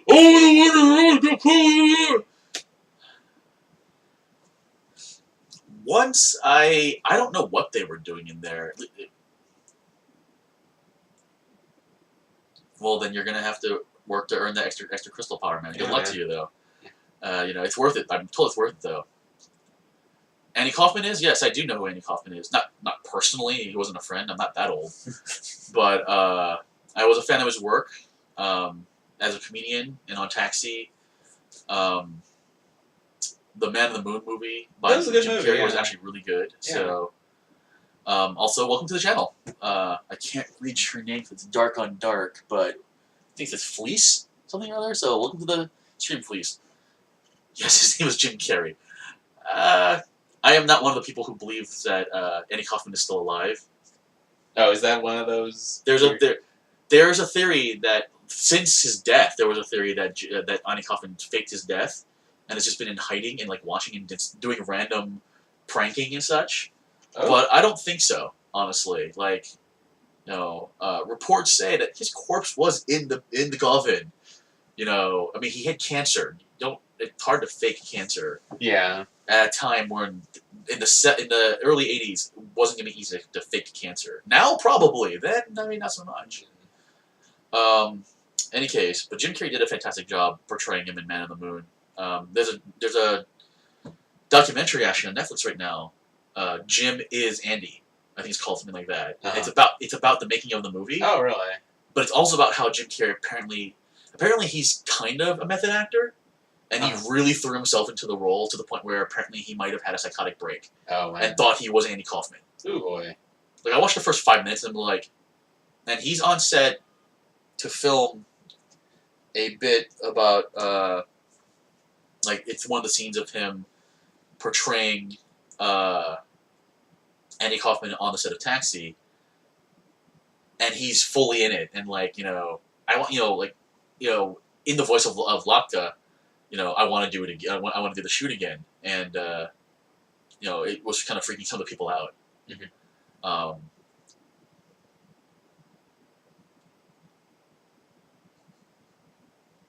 Got a lot of new friends in the chat. Apparently, being on IRL met some new viewers. The droid attack on the Wookiees. I feel like it was not a fair attack by any stretch of the imagination. I'm not a big fan of sneak attacks in that sense. So, I think that there needs to be restitutions on the flight of the droids there. But oh well.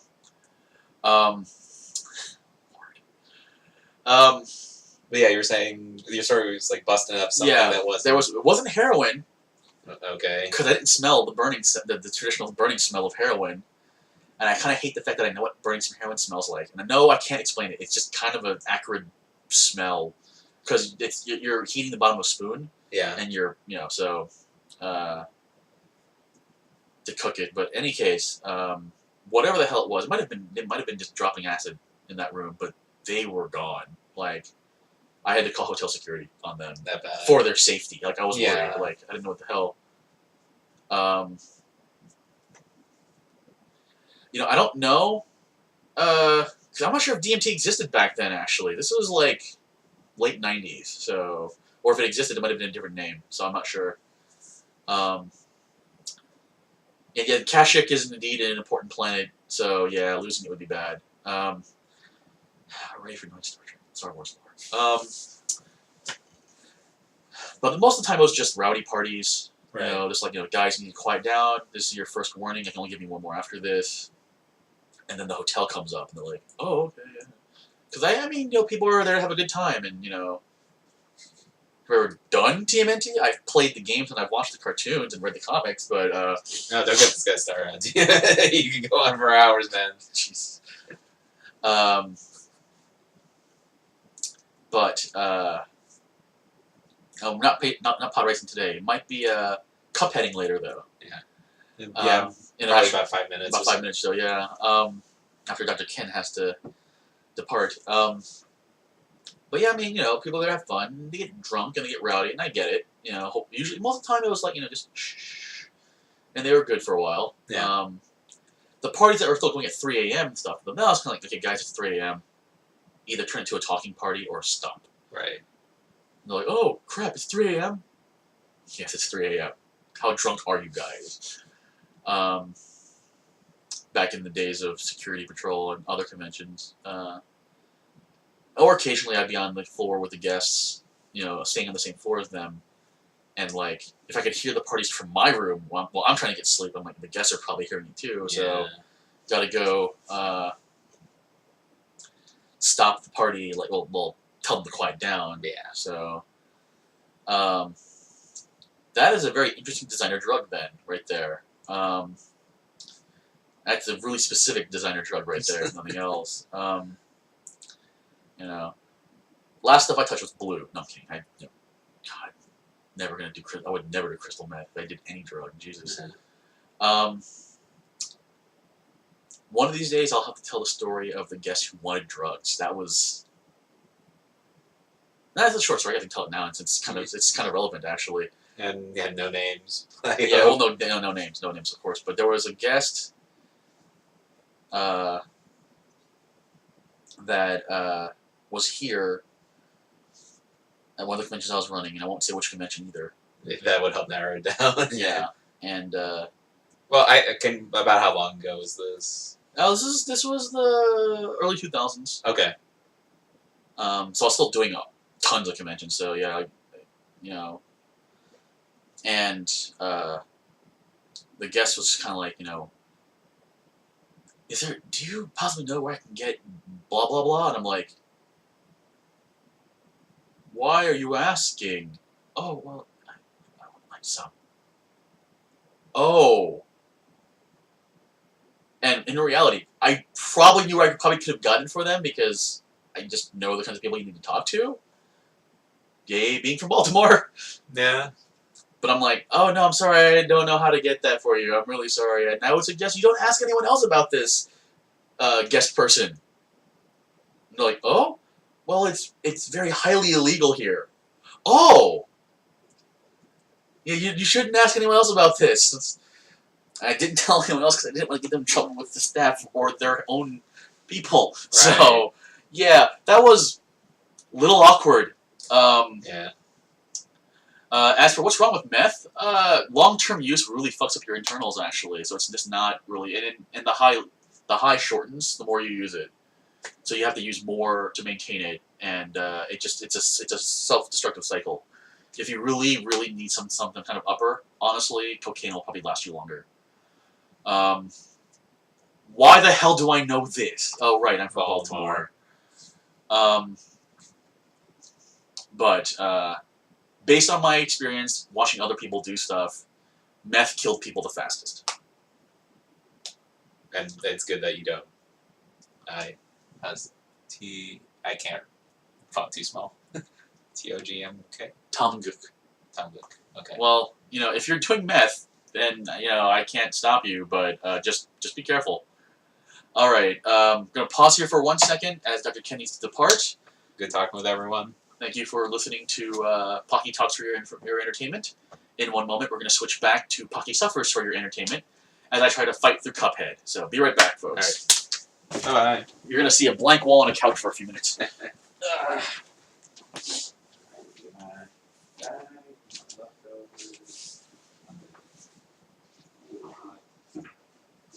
Pot was cleaned last night, so I'm gonna do some cleaning up at the mall.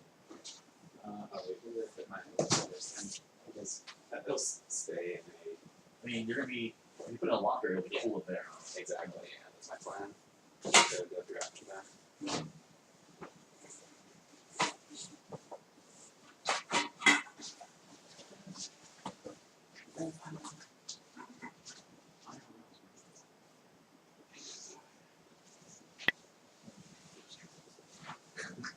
Alright, that's it. Thanks for coming over.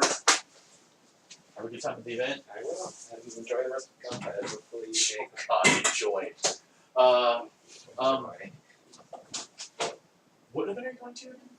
P-Side, it's Pony Canyon's thing. Oh, okay. Which means Takepasu? Takensai is Sayana, Mimori.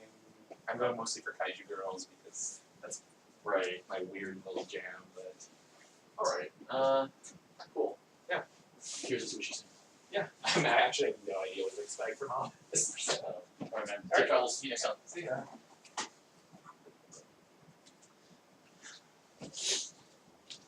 Alright, ladies and gentlemen. Apologize for the delay. I am back. Alright.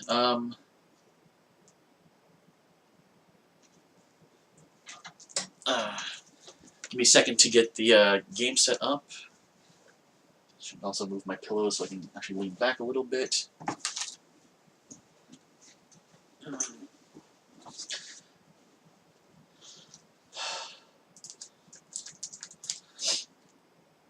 see here. Steam. Cuphead. Play.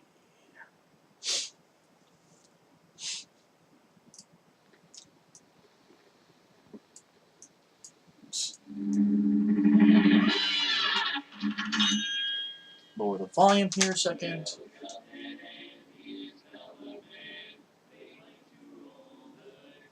I did. It came out pretty well, actually. A little bit drier than I liked because I couldn't brine it. But other than that, it turned out pretty well. People enjoyed it, so I'd give it a really good butter, salt, pepper, oregano rub to crisp the skin a little bit. So one of my friends said I should start doing Pocky Cooks for Your Entertainment as another thing. So, all right. So now it's time for Cuphead, aka the game that hurts Richard a lot.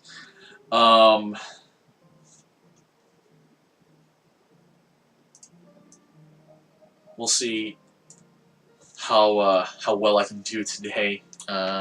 It's definitely been a challenge to oh, let me change the game title real fast. 1 second. If it will let me. It will not let me. Give me 1 second, folks. I need to change this so that people can have the right thing.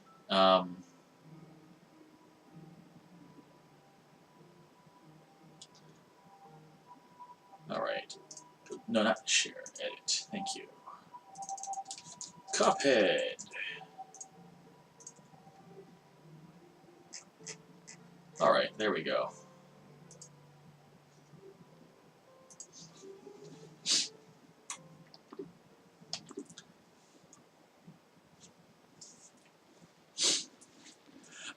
I might do a roast for Christmas, actually, instead of another turkey. I'm not sure yet. I need to think about it. Oh, right, we were here, weren't we?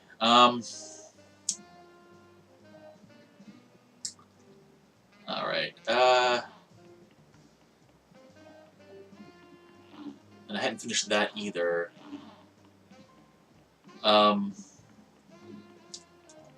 Turducken. Alright, so I have the options of the B-Boss. Oh, nice, prime rib. Dang it, I'm getting hungry.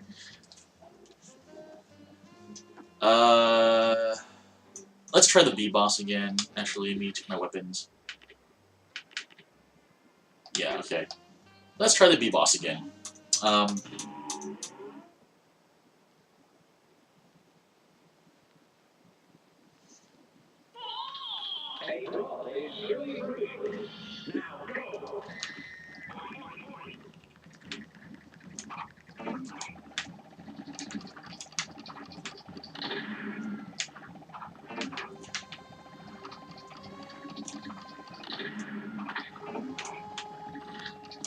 Ow, dang it.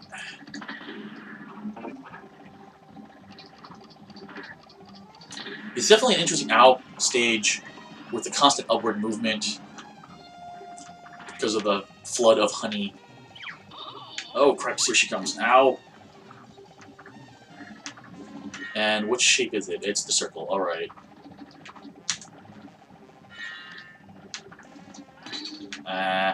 Gosh darn it. Ow. Oops. Alright.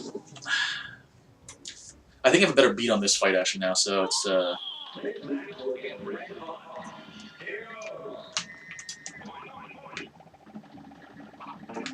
Sorry, Officer McD, but you gotta go down. Dang. Oh well. Dang, how did I jump? Oh well.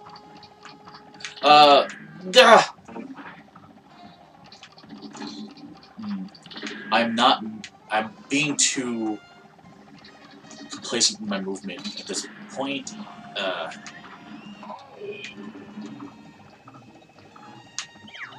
Alright, here she comes. Watch out, boys, she'll chew you up. Whoa!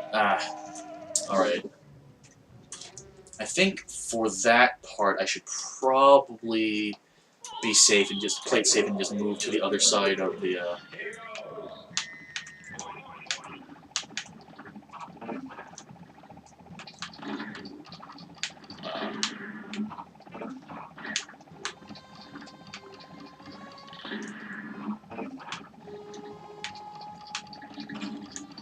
Yeah, keep... Yeah, I need to... I'm sticking in one place too long, no pun intended. Alright, now restart.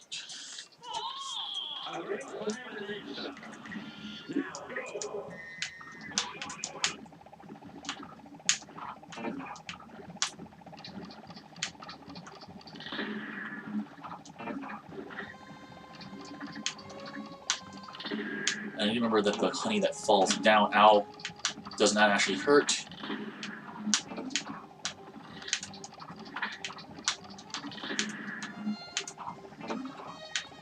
And that he's actually moving on a diagonal to keep up with the vertical incline here, so...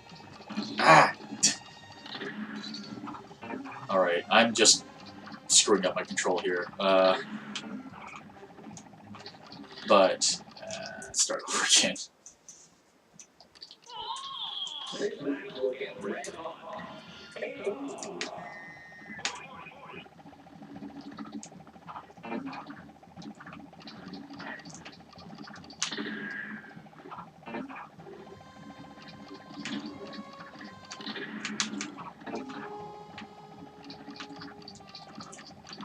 Also need to remember that I've got dash and other abilities.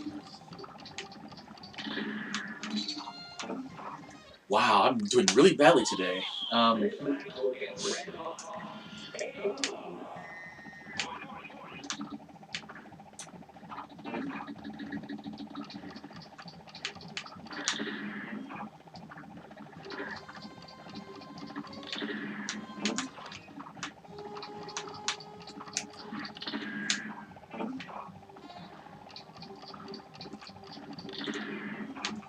Alright, doing better this time.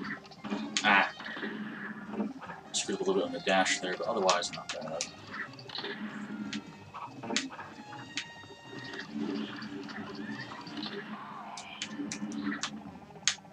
Alright, next phase.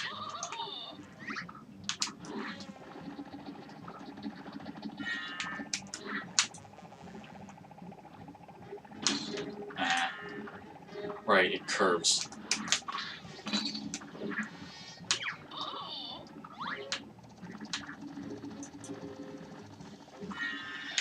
Ooh, the Triangle of Death. Ah!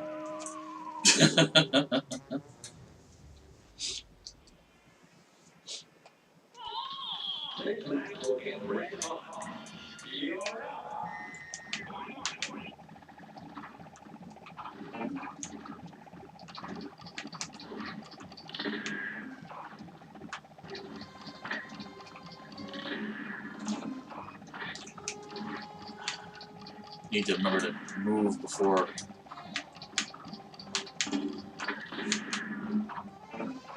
the vertical incline runs the comp into me here.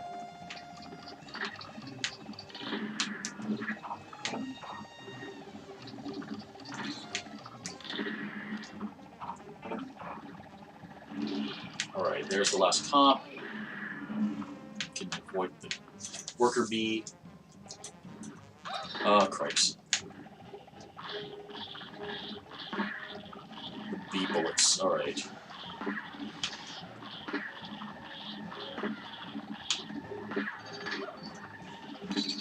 Come on, I jumped. I'll go that way, thank you. Oh, crap. Ah! Oopsie.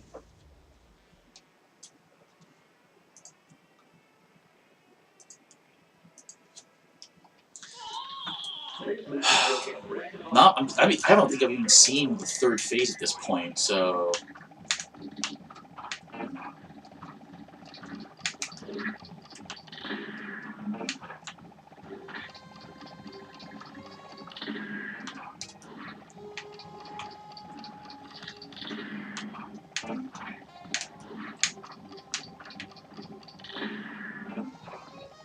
It's interesting how much horizontal or vertical I can get, actually, in this.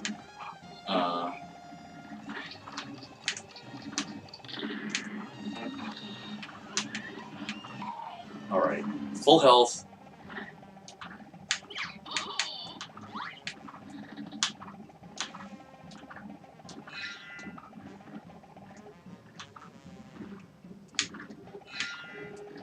Ah, dang it.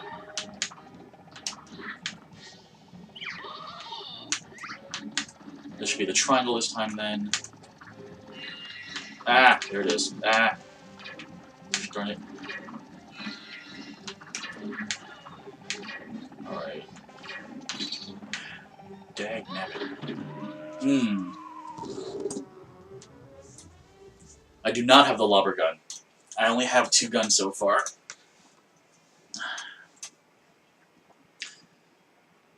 You know what? Let me go try the run and gun bit real fast, see if I can earn enough money for... Oh, you know what? I can't even get to the shop, though, until I beat this, I think.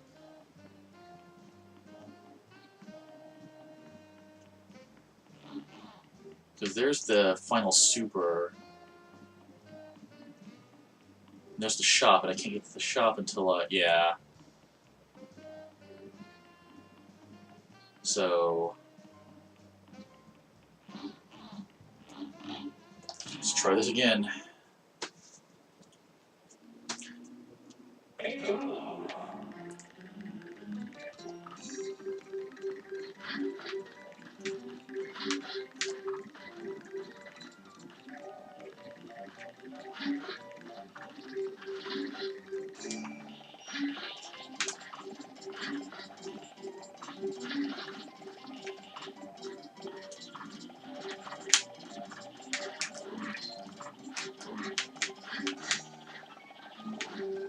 I'm gonna be as careful at this, I think.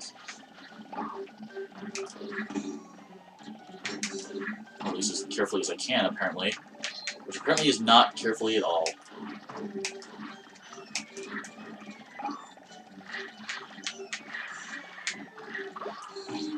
What? Man.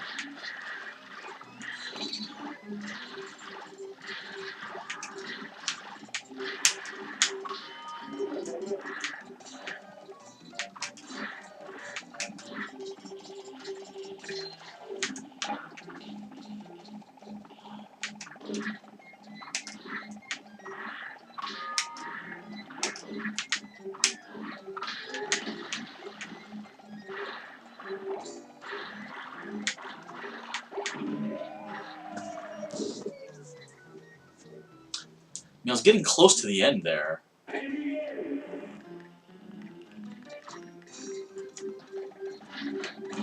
Oh.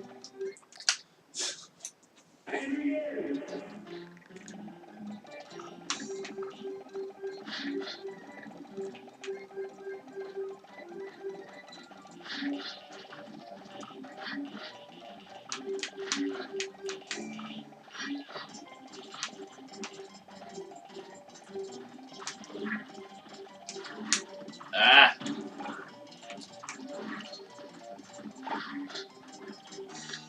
The flying fish, funny as they are, kind of annoying.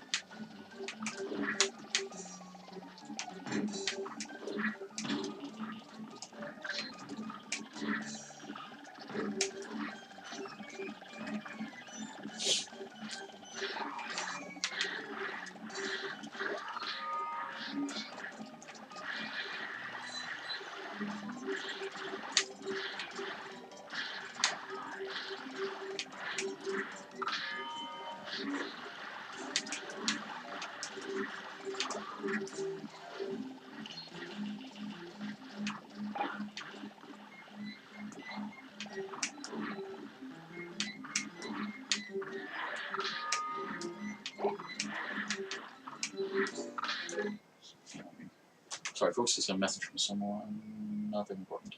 Okay, never mind.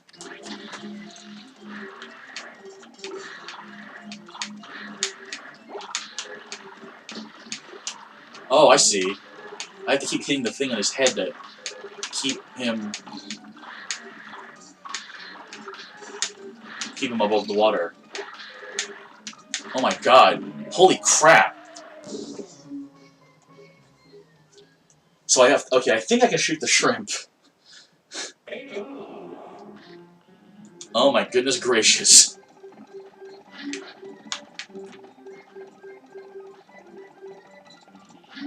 Actually, you know what? I'm gonna turn off this and turn on automatic parry.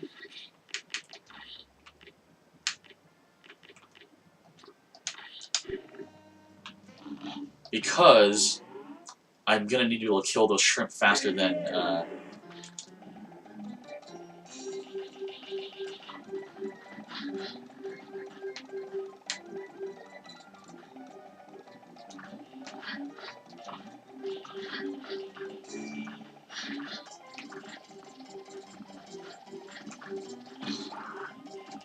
I'm gonna need health. I say as I run into a mob.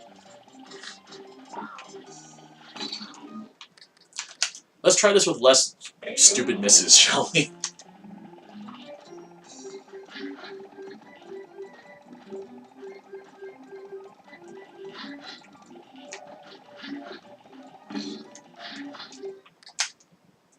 La la la.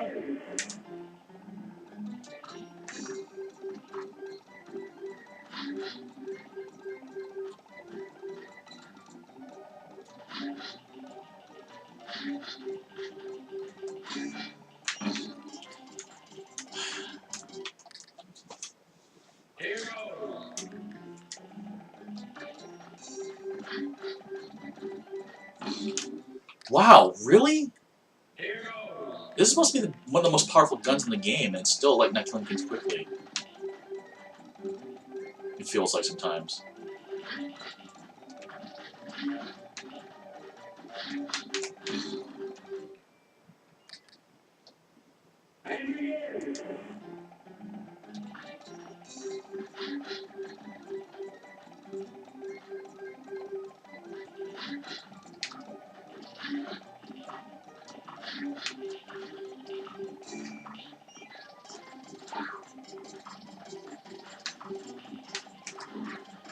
Wow, Richard, come on.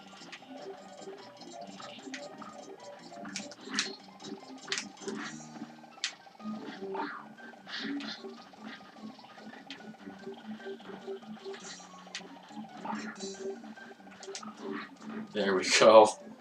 Man.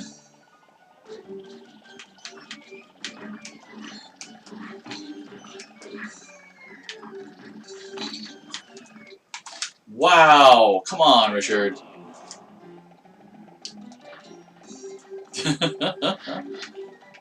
I enjoy playing the game, but yeah, on the one like I said, on the one hand, it is brutally difficult at points, and you know, losing a lot of information to not playing it over, for a week does make it more difficult. But more importantly, I wonder how bored you all are watching me play the same stage 1,800 times.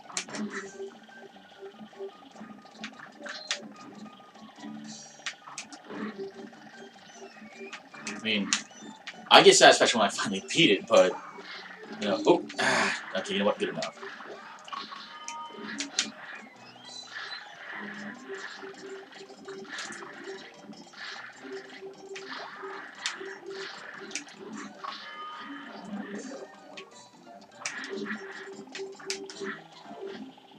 Alright.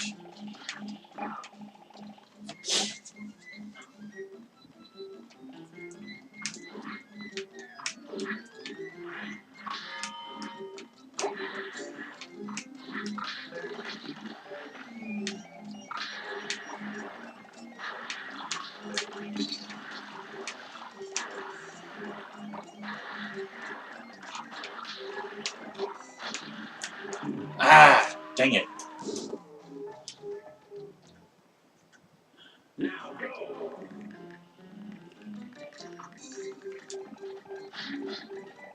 Yeah.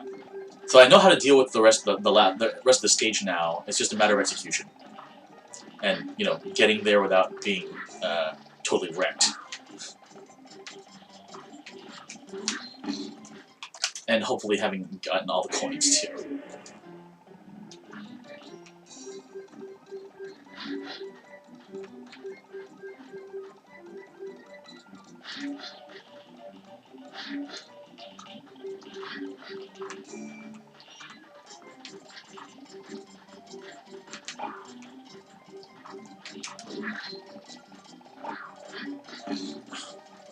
My goodness gracious.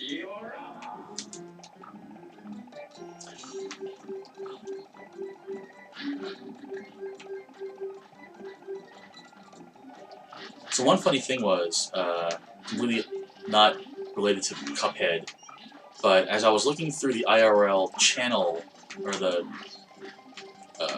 tag, I guess is the best way to put it.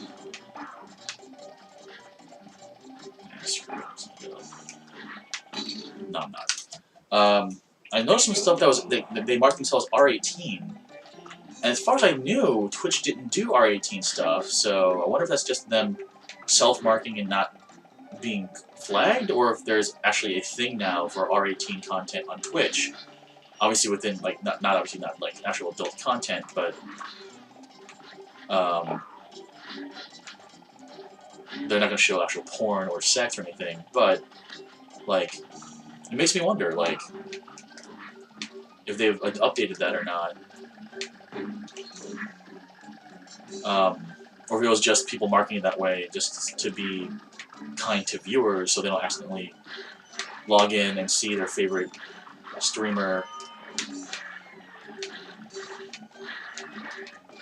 suddenly, drunk.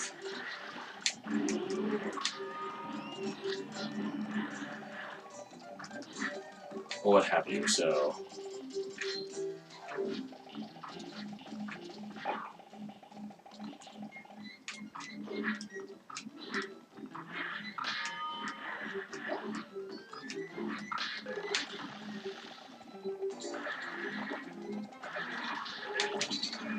I'm careful with this now because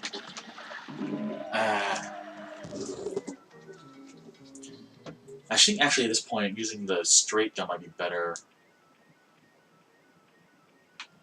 or actually even the boomerang gun, because that way, again, what direction I'm facing, I'll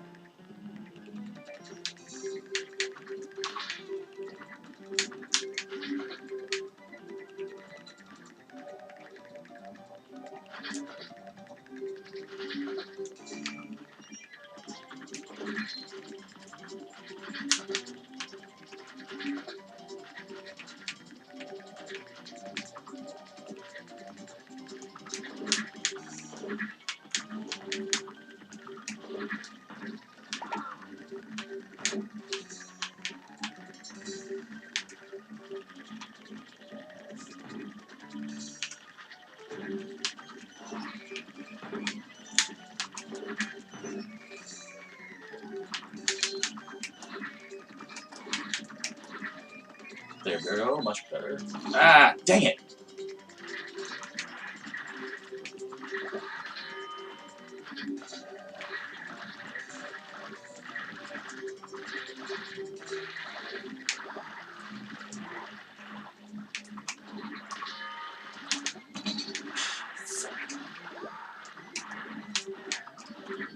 I'm probably not going to make it past this now.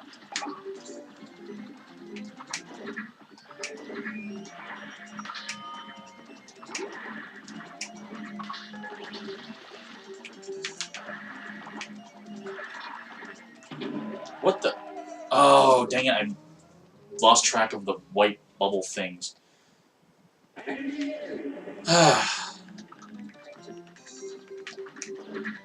Yeah, I didn't think so, so I guess it's like self-advertising / warning. Which I get, That's true, that might be it, like, for salty language, as it were. In the traditional sense of the salty language, word salty language, not the current gaming vernacular for salty language. Yeah, no, that's the thing with this game, is that they decided to make, for the difficulty, they're just going to keep layering on more. That's one of my problems with the dragon fight, is that the last stage of the dragon fight, I have to jump on these clouds,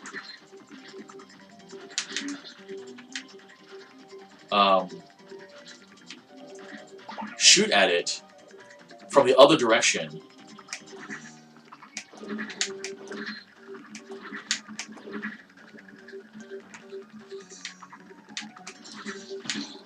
gosh darn it.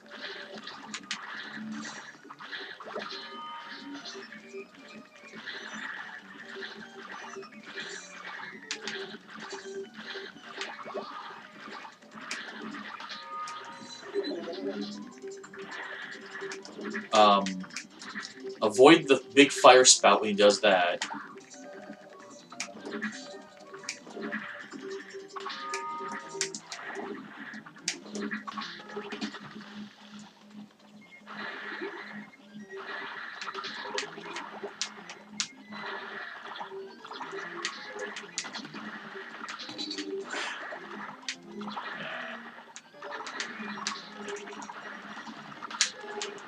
You know, I can live without one freaking coin, I think.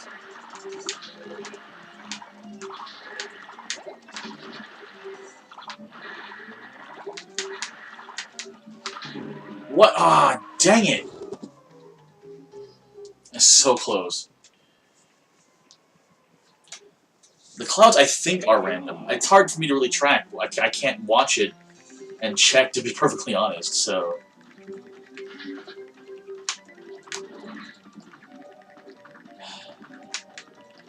Checkpoints would make this game also a lot less brutal, I think, for casual players.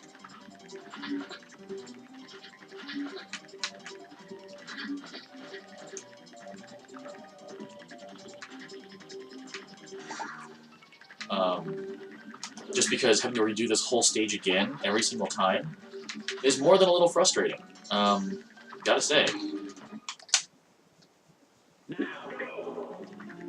For bosses, it's one thing, because, you know, I think I talked about this last week too, honestly, that,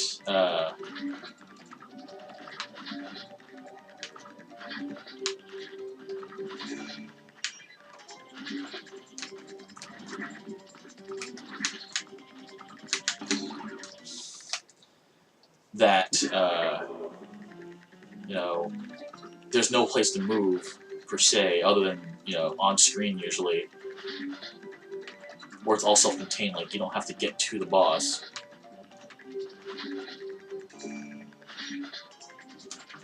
Oh god, if this game had a life limit on top of everything else, pretty sure I would have stopped by now, actually.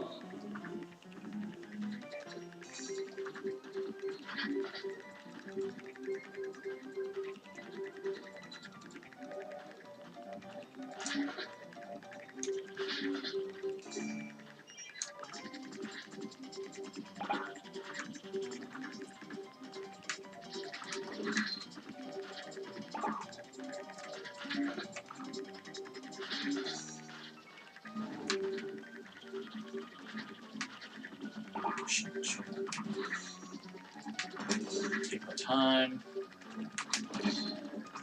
What? That should have auto-parried. The pink, I mean, it's the pink fish.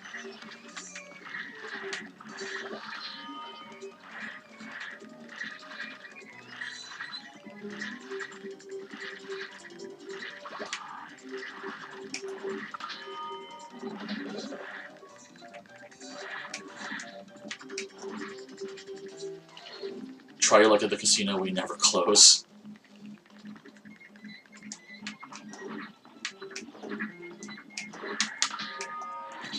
What? Oh, I dashed. Great, I can't get hit at all.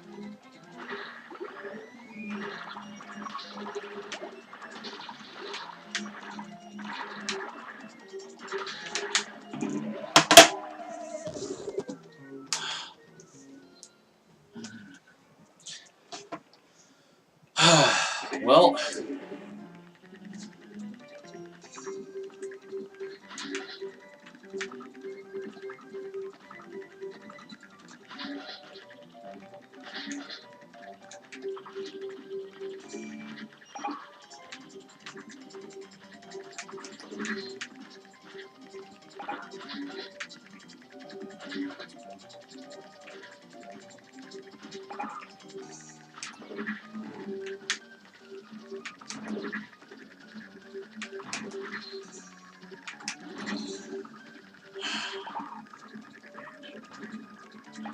Pardon my language.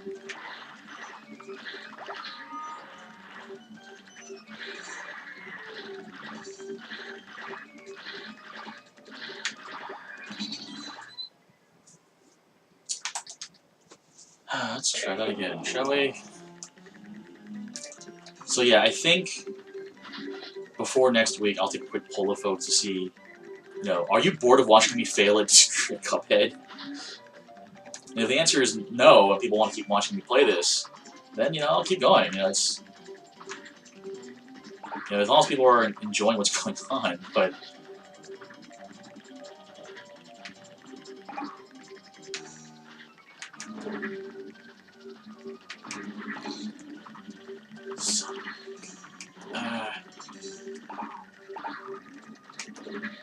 As long as I've got 2 health, I think I'm okay.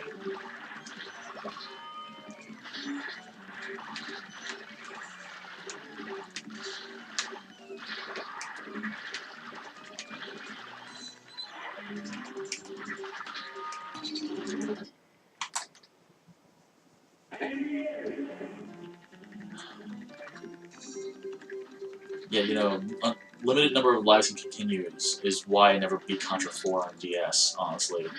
As much as I really enjoyed that game.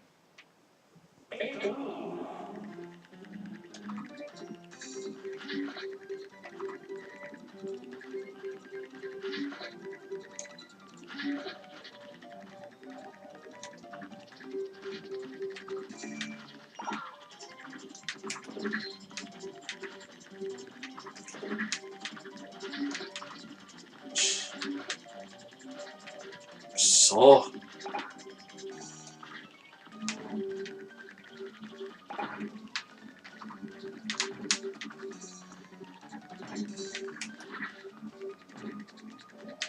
Thank goodness there's no time. What? Time limit, I was about to say, but I need to stop talking when I play this. Jeez.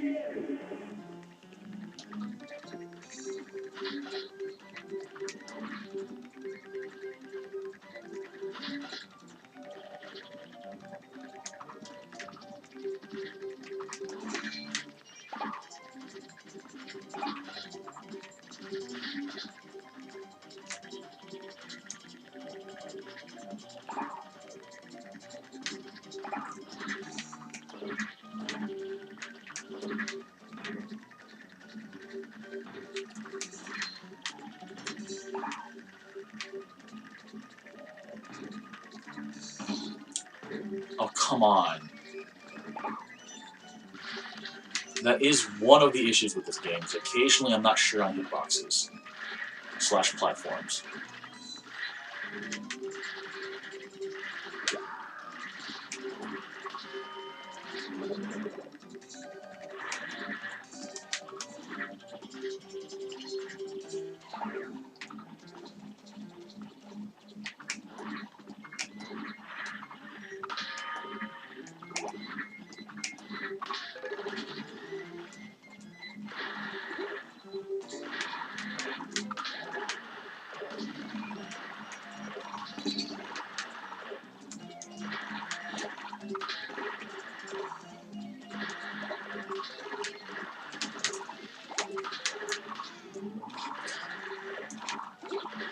Ah!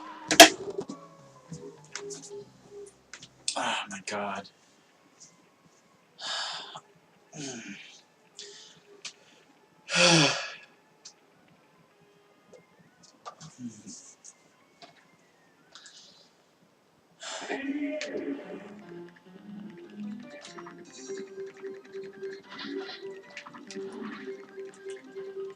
Man, if I can pass this stage, I'll be happy at this point, I think. Can you imagine Arino from Game Center CX trying to play this game? I think he'd cry.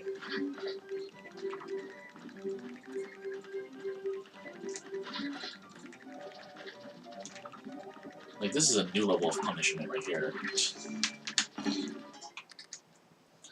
I've discovered apparently also that a friend of the show, a friend of a friend of the show, Miss Tron Bon Art, has a friend who actually, I think they live here in Japan, and they stream kind of in the style of Game Center CX.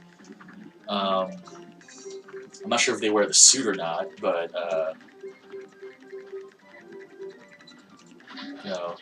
that was always a joke I wanted to do with my stream, was that I wanted to be Game Center CX USA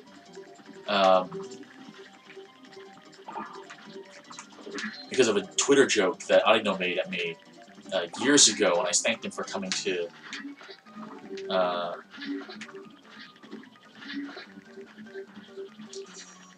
to the U.S. for his Audino, the Game Center CX in America special they did. Oh, for God's sake! Seriously?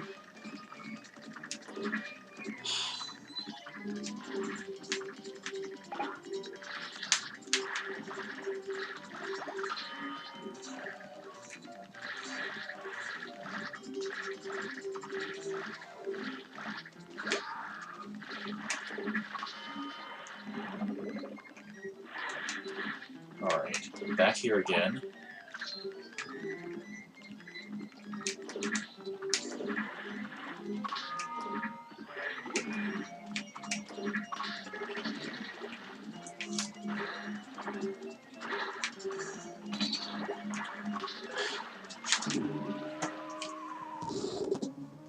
Alright, I think I just need to stick with normal gun, honestly.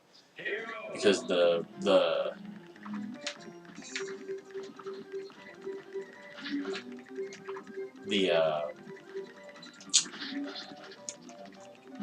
the rebound gun is a bit slow.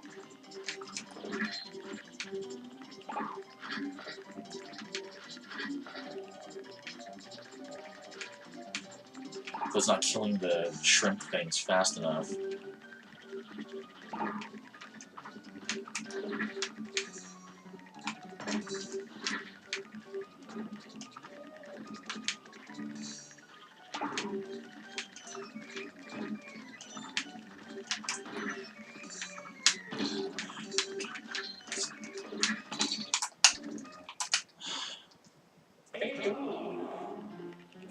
Yep, getting frustrated again. This is... I don't know if this counts as suffering as it is just, enraging at this point, really.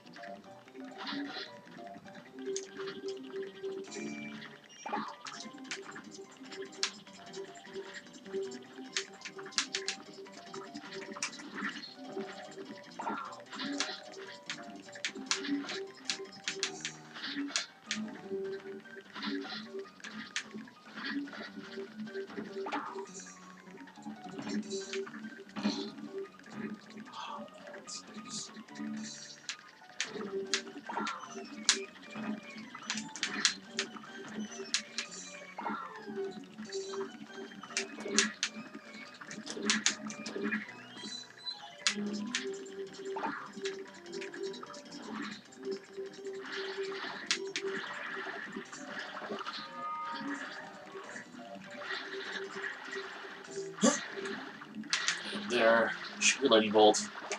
Thank you.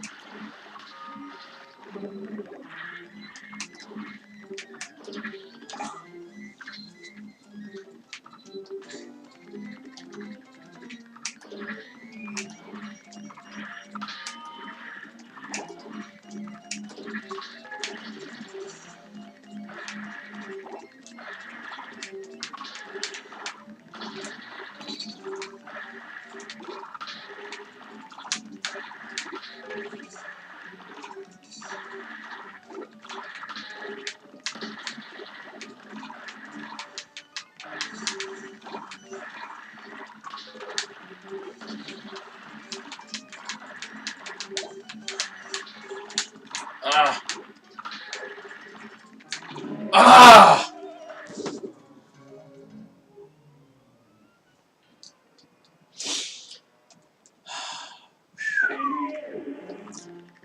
Okay, if I didn't get there with 3 life, I will be okay at this point. I think. I hope. Not a religious man anymore, but I pray.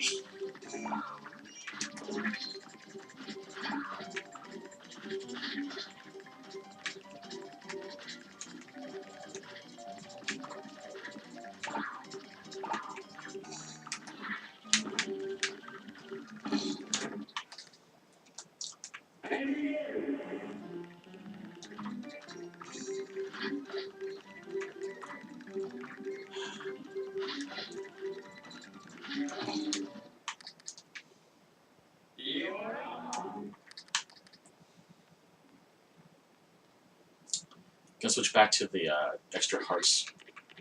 I think.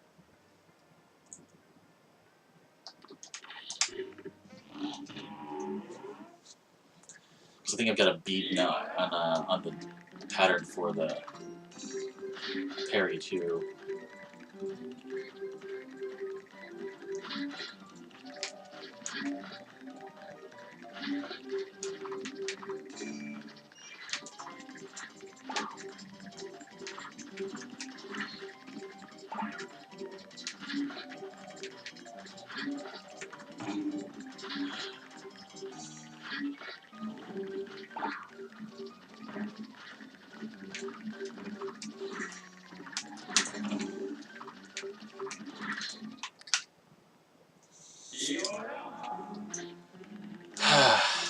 Yeah, I think if the poll votes for me to keep playing after this, if I can't get off of this island,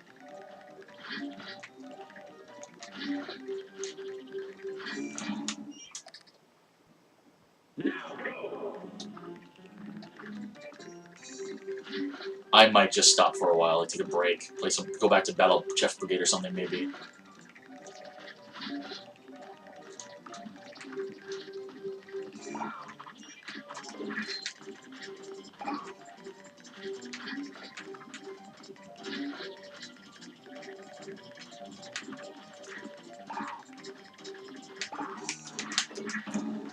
Oh, for God's sake, controls. Remember how...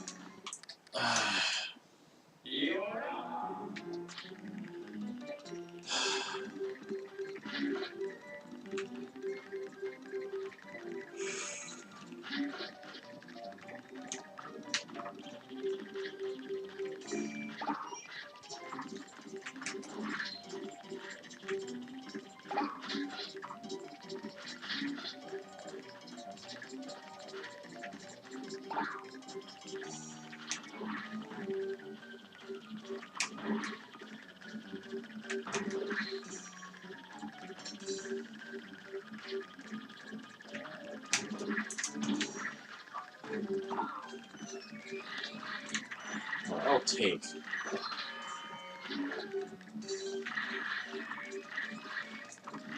one thing. Oh, come on, I hit the jump button.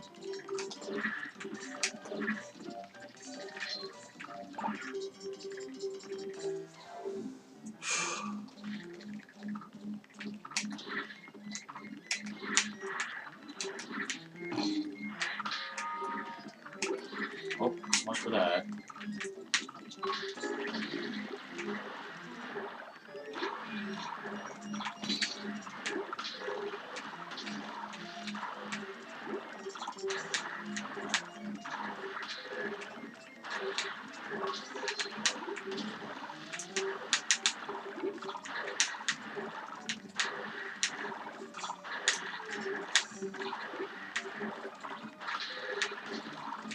Oh, I see. You have... He'll stop until you hit the thing. Okay, so now I know what stopped me last time.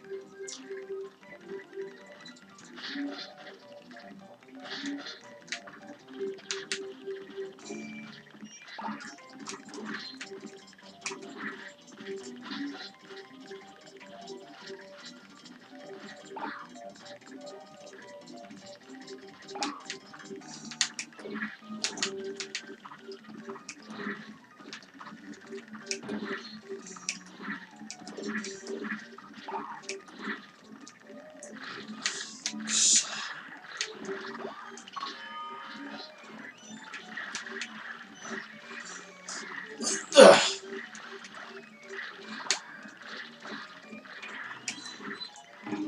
Come, dang it.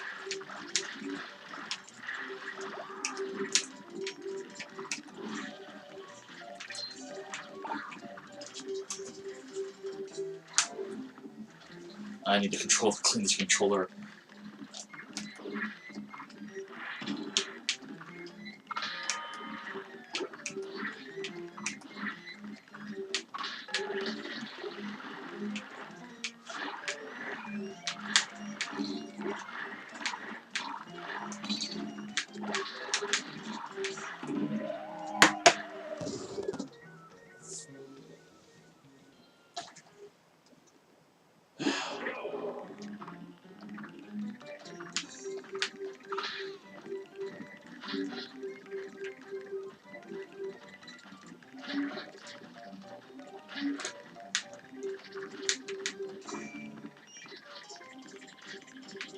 Hello, Hilder. Yes, a nice cartoon game. Yes, exactly. That's what this is. A nice cartoon game. Um, excuse me while I weep.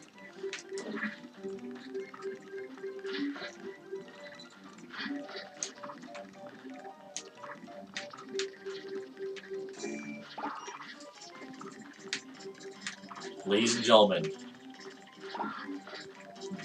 Master of Destruction, Master of Torturing Richard, Ice Hilder.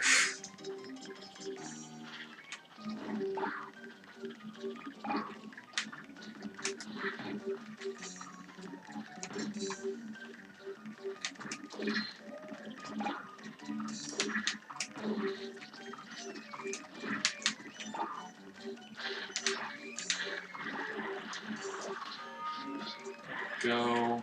One. Shoot lightning bolt. Thank you.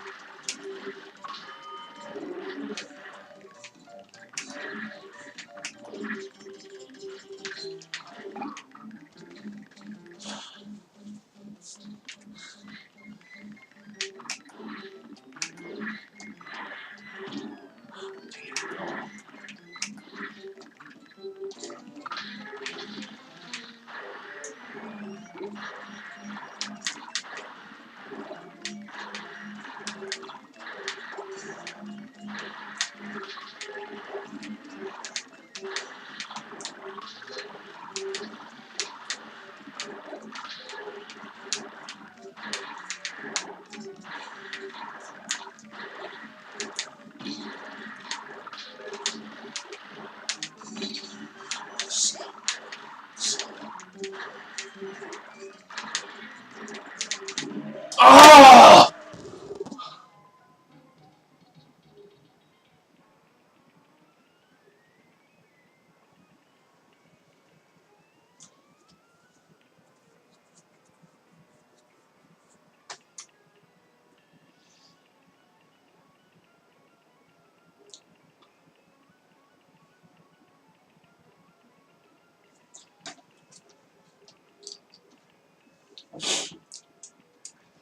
That would almost be less frustrating than this, I think, because I like you guys at least.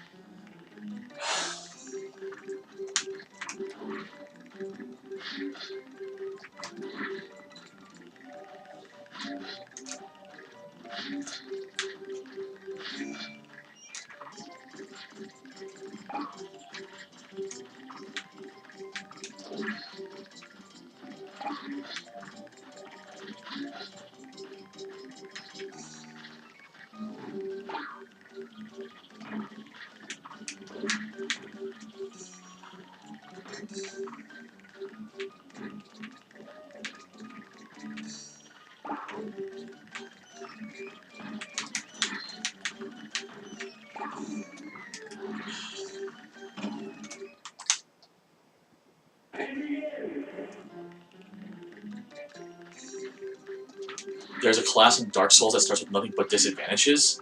Why would you play them then, other than to prove how badass you are, I guess? I suppose that's probably why they're in there, aren't they? Look, I'm so hardcore in Dark Souls that I don't need advantages. In fact, the game hates me.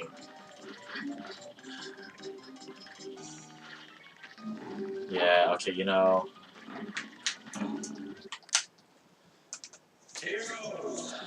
I may have more than the standard amount of human self-loathing, but I don't hate myself that much.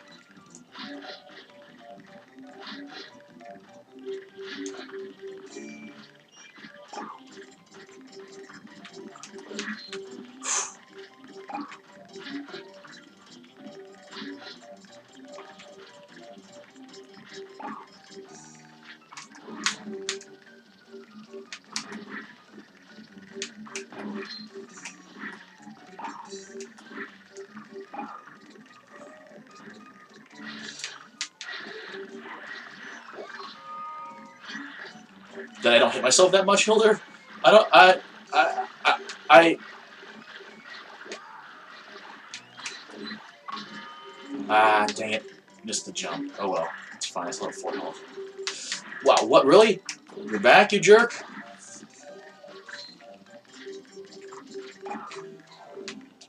I don't know if I want to bet against you on the idea that I don't hate myself that much.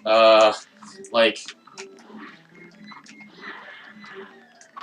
Granted, you've known me for a fairly long time, but still...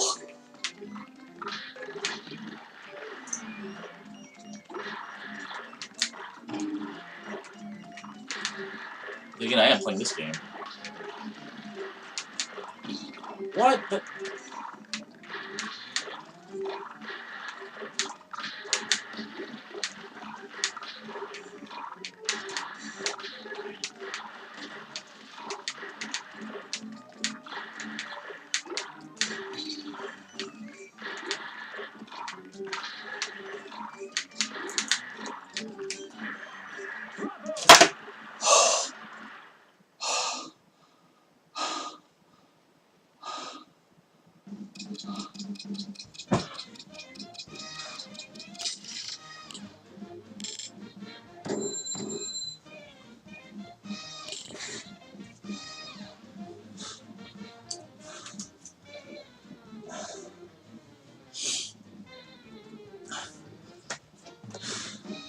Yes, I beat it.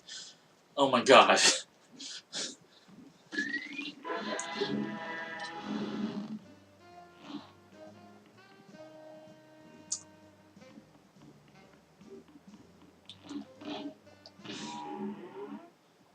No, no, no. No.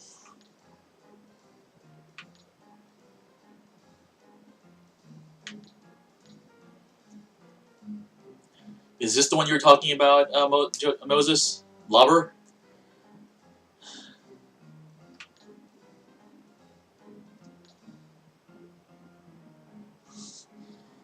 I missed you too, Hilder. I love you very much. Now I'm going to cry. Alright, let's try that out then. I'm almost bought everything at this point, so...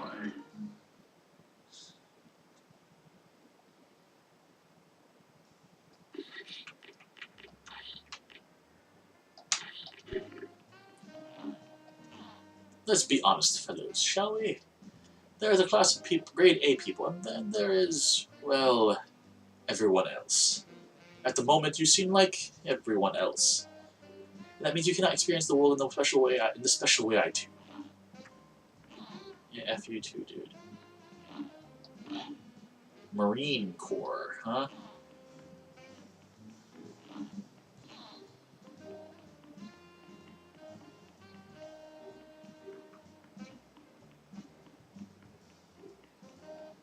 Well, let's see if I can survive the Mausoleum 3.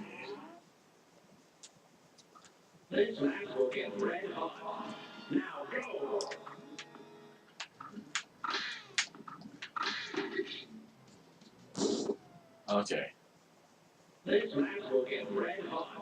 This one's actually going to be about trying to figure out the best timing on...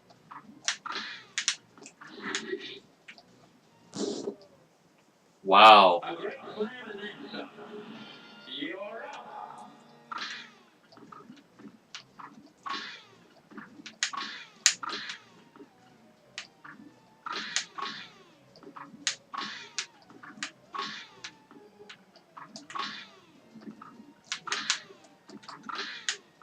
That was close.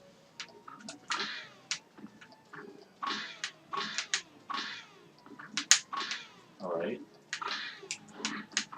Gonna have to use dash more on this.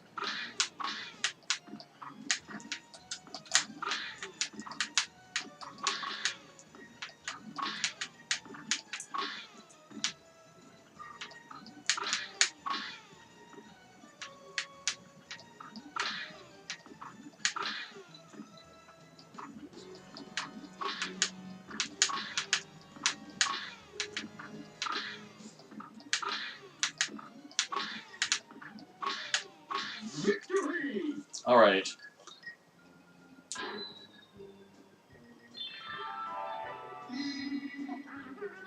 Thank goodness you came by. This game, I described this to Moses when we had dinner recently. is not an unfair game. In that there are no gotcha moments that like really just completely screw you over just because the game says no. However, the game is unrelenting and unforgiving, where you have to do things exactly right. Now, it gives you unlimited chances to learn how to do that, which is the only way it could do that. But it is not forgiving at all. If you screw up, it will be because it's your fault, and the game will not hesitate to take advantage of that and kill you. But it's never what I consider unfair. No, it doesn't do that actually. Like when I've died, it's always been because I didn't hit the jump button fast enough, or I didn't time the jump right, or something. Things that are under my control, technically speaking. But like I said, if I don't do things exactly right, the game is like, oh, you screwed up by like, just a little bit. And that cascades into death because that's unfortunately the way that kind of thing goes. So, that being said, I really do like this game actually. I like the aesthetic, despite them kind of whitewashing it a bit. Not whitewashing it, but kind of scrubbing it a bit of some of the things. But it is not for everybody. It is not even for people who like hard games necessarily, because hard games, even Dark Souls and stuff, you can still eventually kind of fudge it and like power up your way to being able to do certain things. This game, it is literally you and your skill and nothing else. Even the guns only help so much. Even those power-ups only help so much. And so when people ask me, "Hey, do you think this game would be good for good for casual players, for players who are not able to dedicate an hour to one piece of the game like I've been doing here?" No, not at all.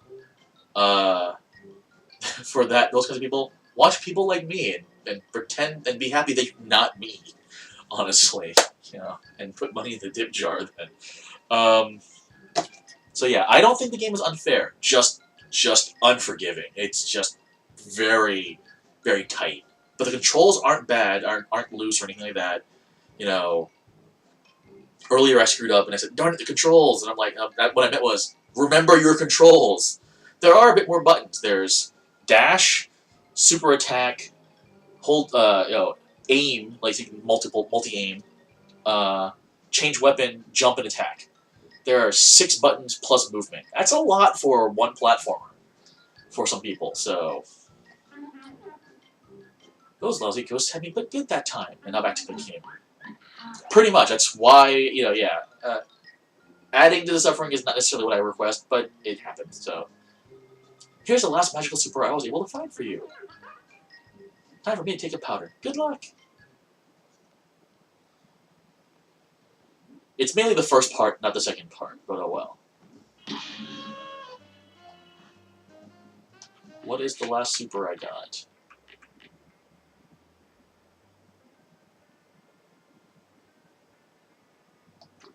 If nothing else, I'll give it a try. Let's try the new boss out.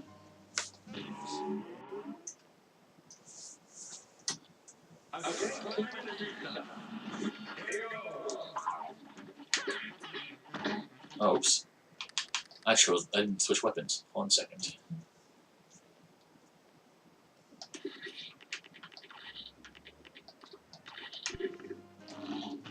Two guns to go.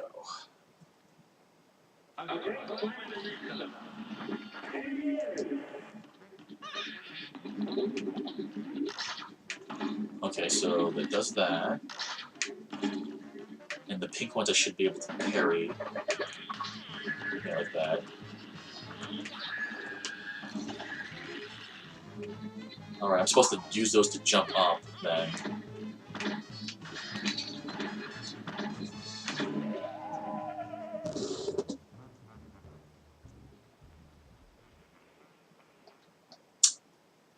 He's a German rat, apparently.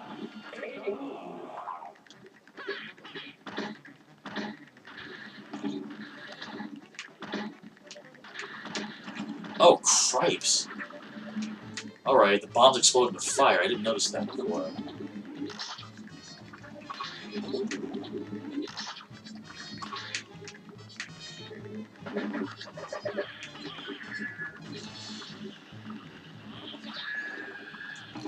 Oh, okay, I can just jump over that, actually, so...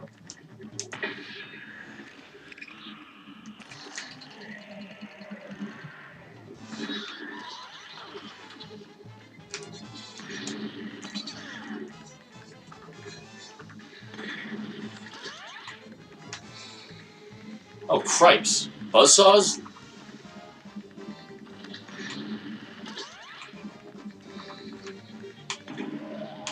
Jump down, please. Alright, so... Got an idea... Yeah, I guess it's meaner in that, like, it's, again, it's unrelenting. It's very tightly tuned. Um, and it is definitely aimed at the audience that likes that kind of thing. Um, the fact that you can't power up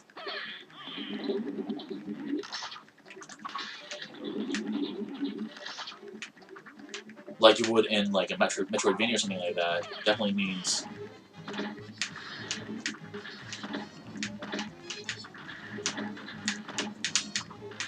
Dang it.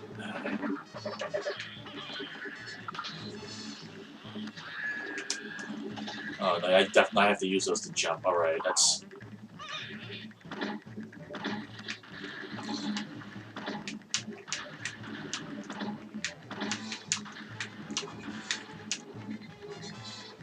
Oh, I forgot to change the super crap. Oh well. What the heck? Oh, okay.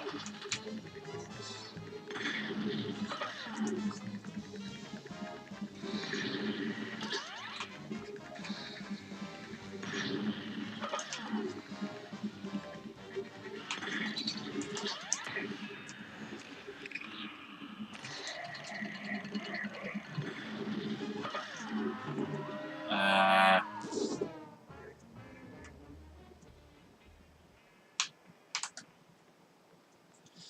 the only thing I say Cuphead is more forgiving is the fact that you have unlimited continues. That is the only thing I will give it.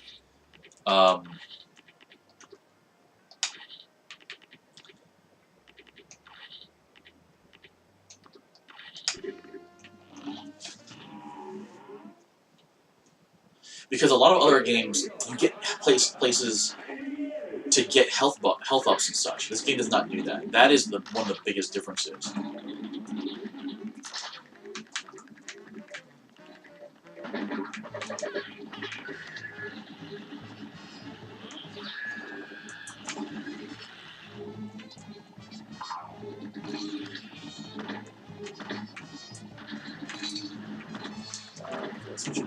That does not work as well as I thought it was.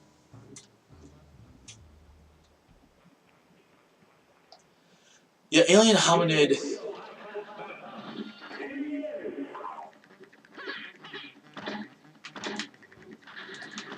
Well, there's less RNG and there's in this than there are in those a lot of those games. This is true.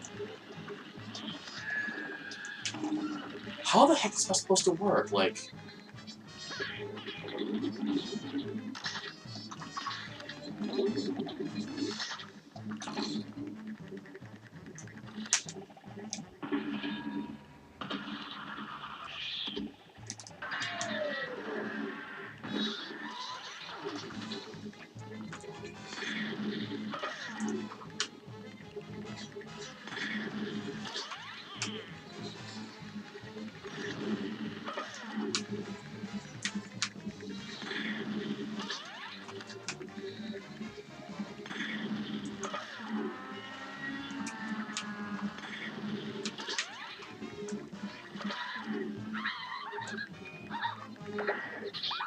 whoa!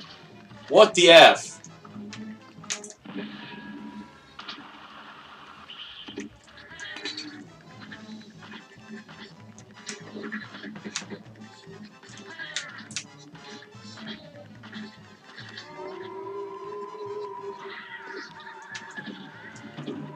Oh, dang it. Alright.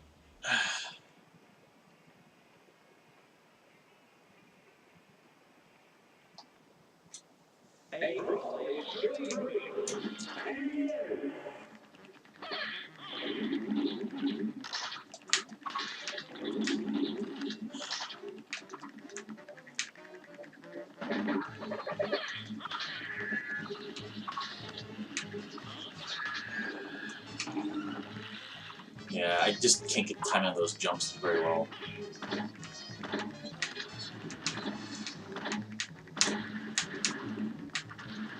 Ah.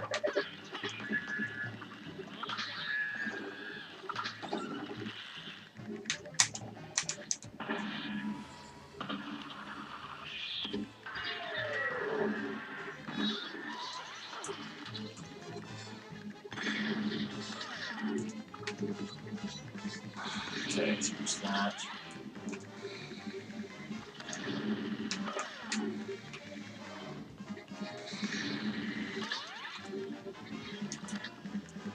Ah, that's not what I wanted to do, dang it.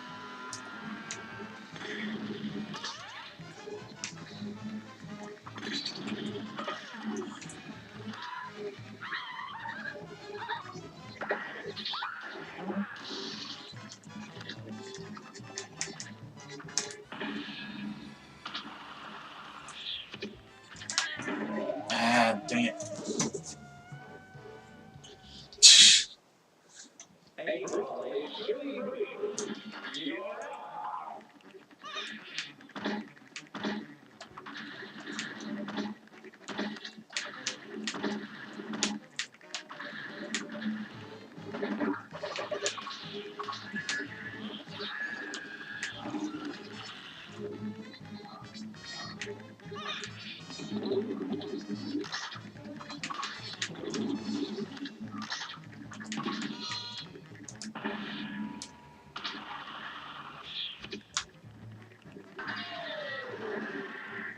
Alright. I wonder. Yeah, that works.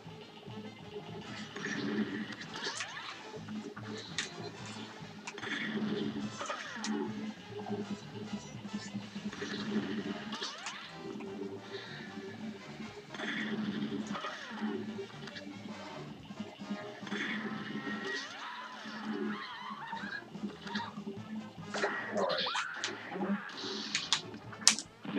Here.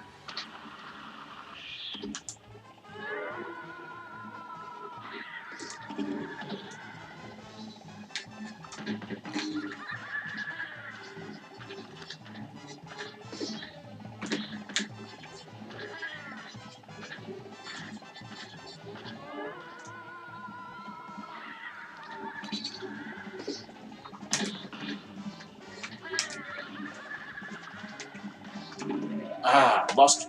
I literally lost track of where the heck I was. But if that's the last stage, I think if I can just get better at the dodging. Yeah, like this one's not as bad as some of the other fights have been, honestly.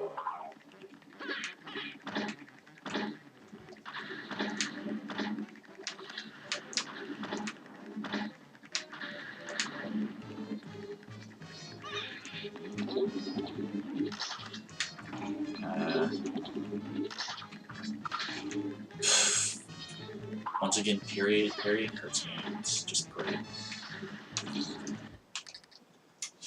Alright, I'm gonna be stopping after a couple more attempts at this, because I have some stuff I need to take care of today.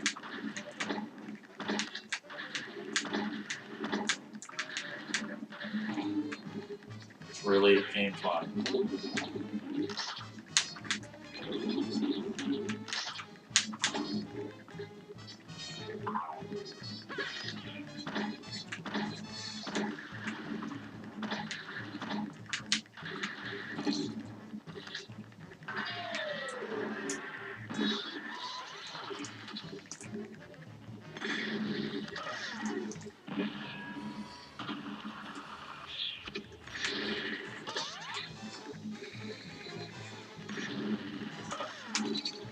Really?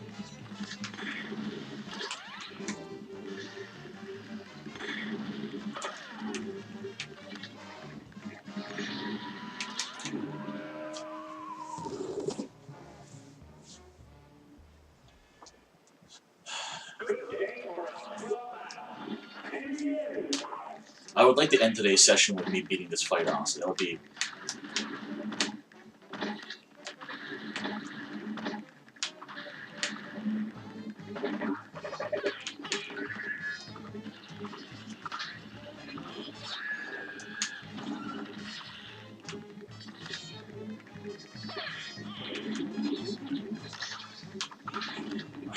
Dang it!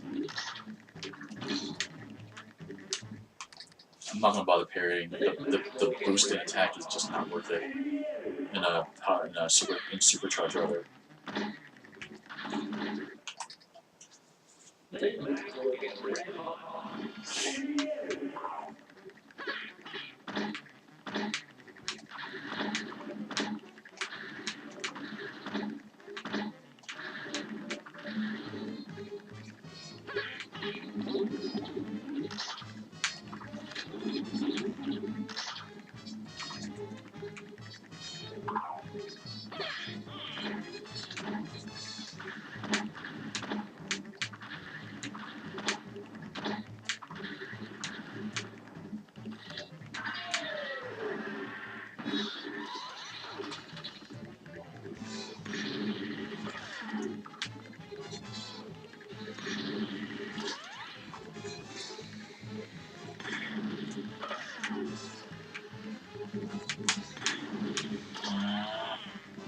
Okay, maybe that was kind of unfair, actually, right there.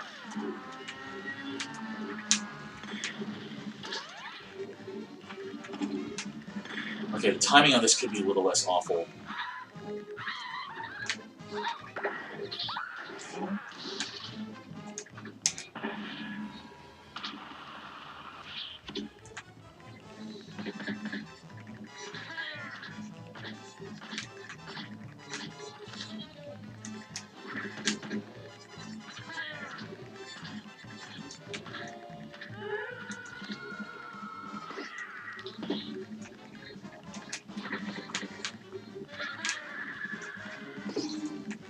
Dang it, it's hard to track so many things on the screen at once.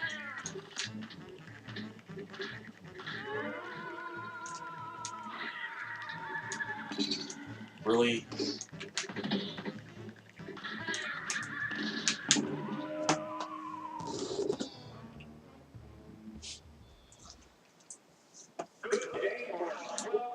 That's what I get for going for the super and hoping for a quick end.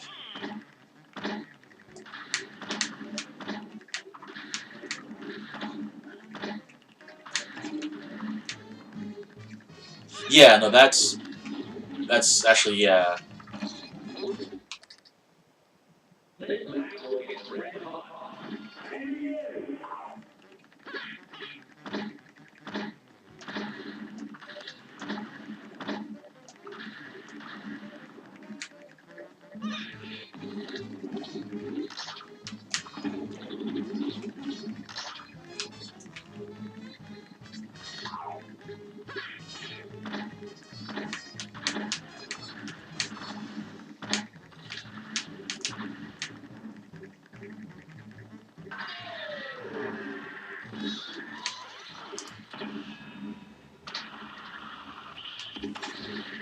Really?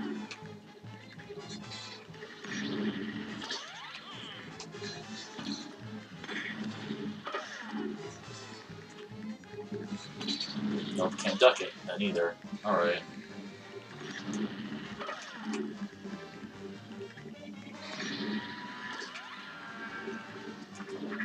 Okay, good. At least that worked.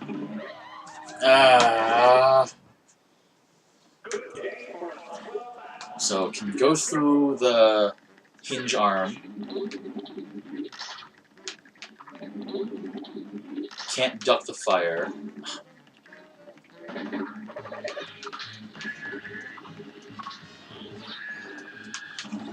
don't think you're gonna bother trying that. That was also the attack sound in Dragon Quest we just heard. When the tank switches.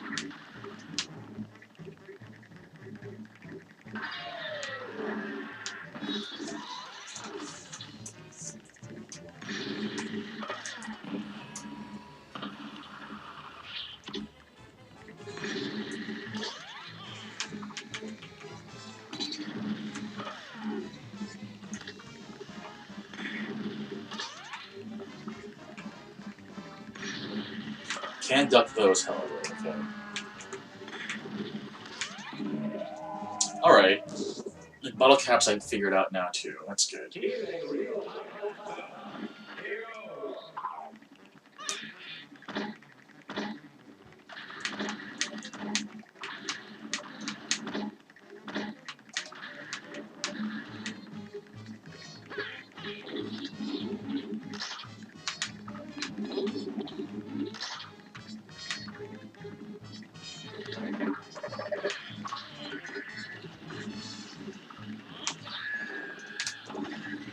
Yeah, I can't figure out how those things work, honestly, so...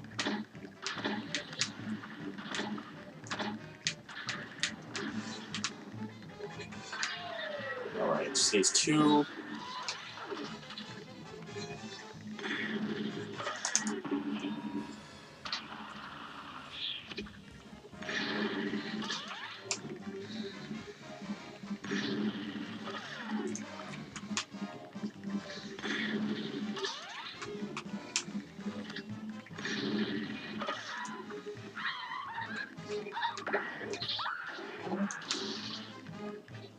Alright.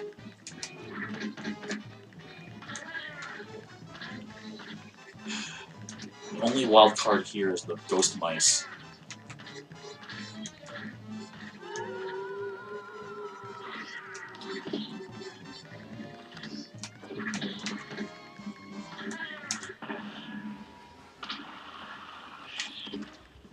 Really hate the fact that supers don't give you any missability frames. I really kind of hate that, actually.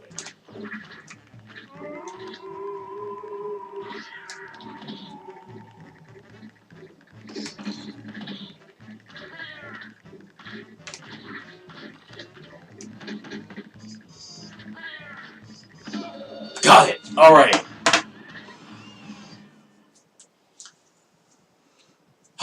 And on that note, ladies and gentlemen, I'm going to go ahead and end the session for today. I will put up a thing maybe this week about if people want to see me keep playing or not. T+, I don't care. Hey, Southrop.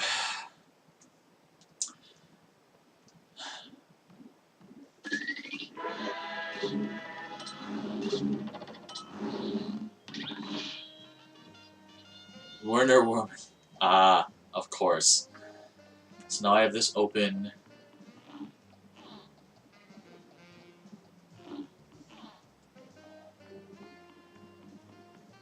It's got one more thing. Another dude. Is there a secret path back here? No, there's not. Yeah, pretty much. I am so steamed. I never want to hear Ludwig say less is more again. It's common sense that more is more. Ah, he doesn't know the first thing about fine music. If you waste your time talking to him, neither will you. Okay. He's very angry. So we still have the pirate ship, Honeybee Queen, and I guess the third boss is a. Oh no, we beat that one. This one was.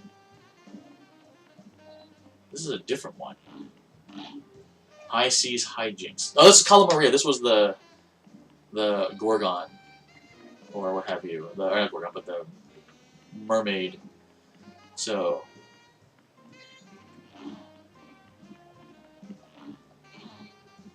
Oh yeah, this is the guy who tells you how to do that. So yeah, thank you all for joining me today. Hope you had a good time watching me talk with Dr. Ken for a bit about stuff and about conventions, and hope you enjoyed me playing through Cuphead. With luck, we'll see how things go next week. For now, have a good evening, or morning, or whatever, or day, because it's 1 o'clock here in Japan. And I will see you all next time. Thank you very much. Have a good night.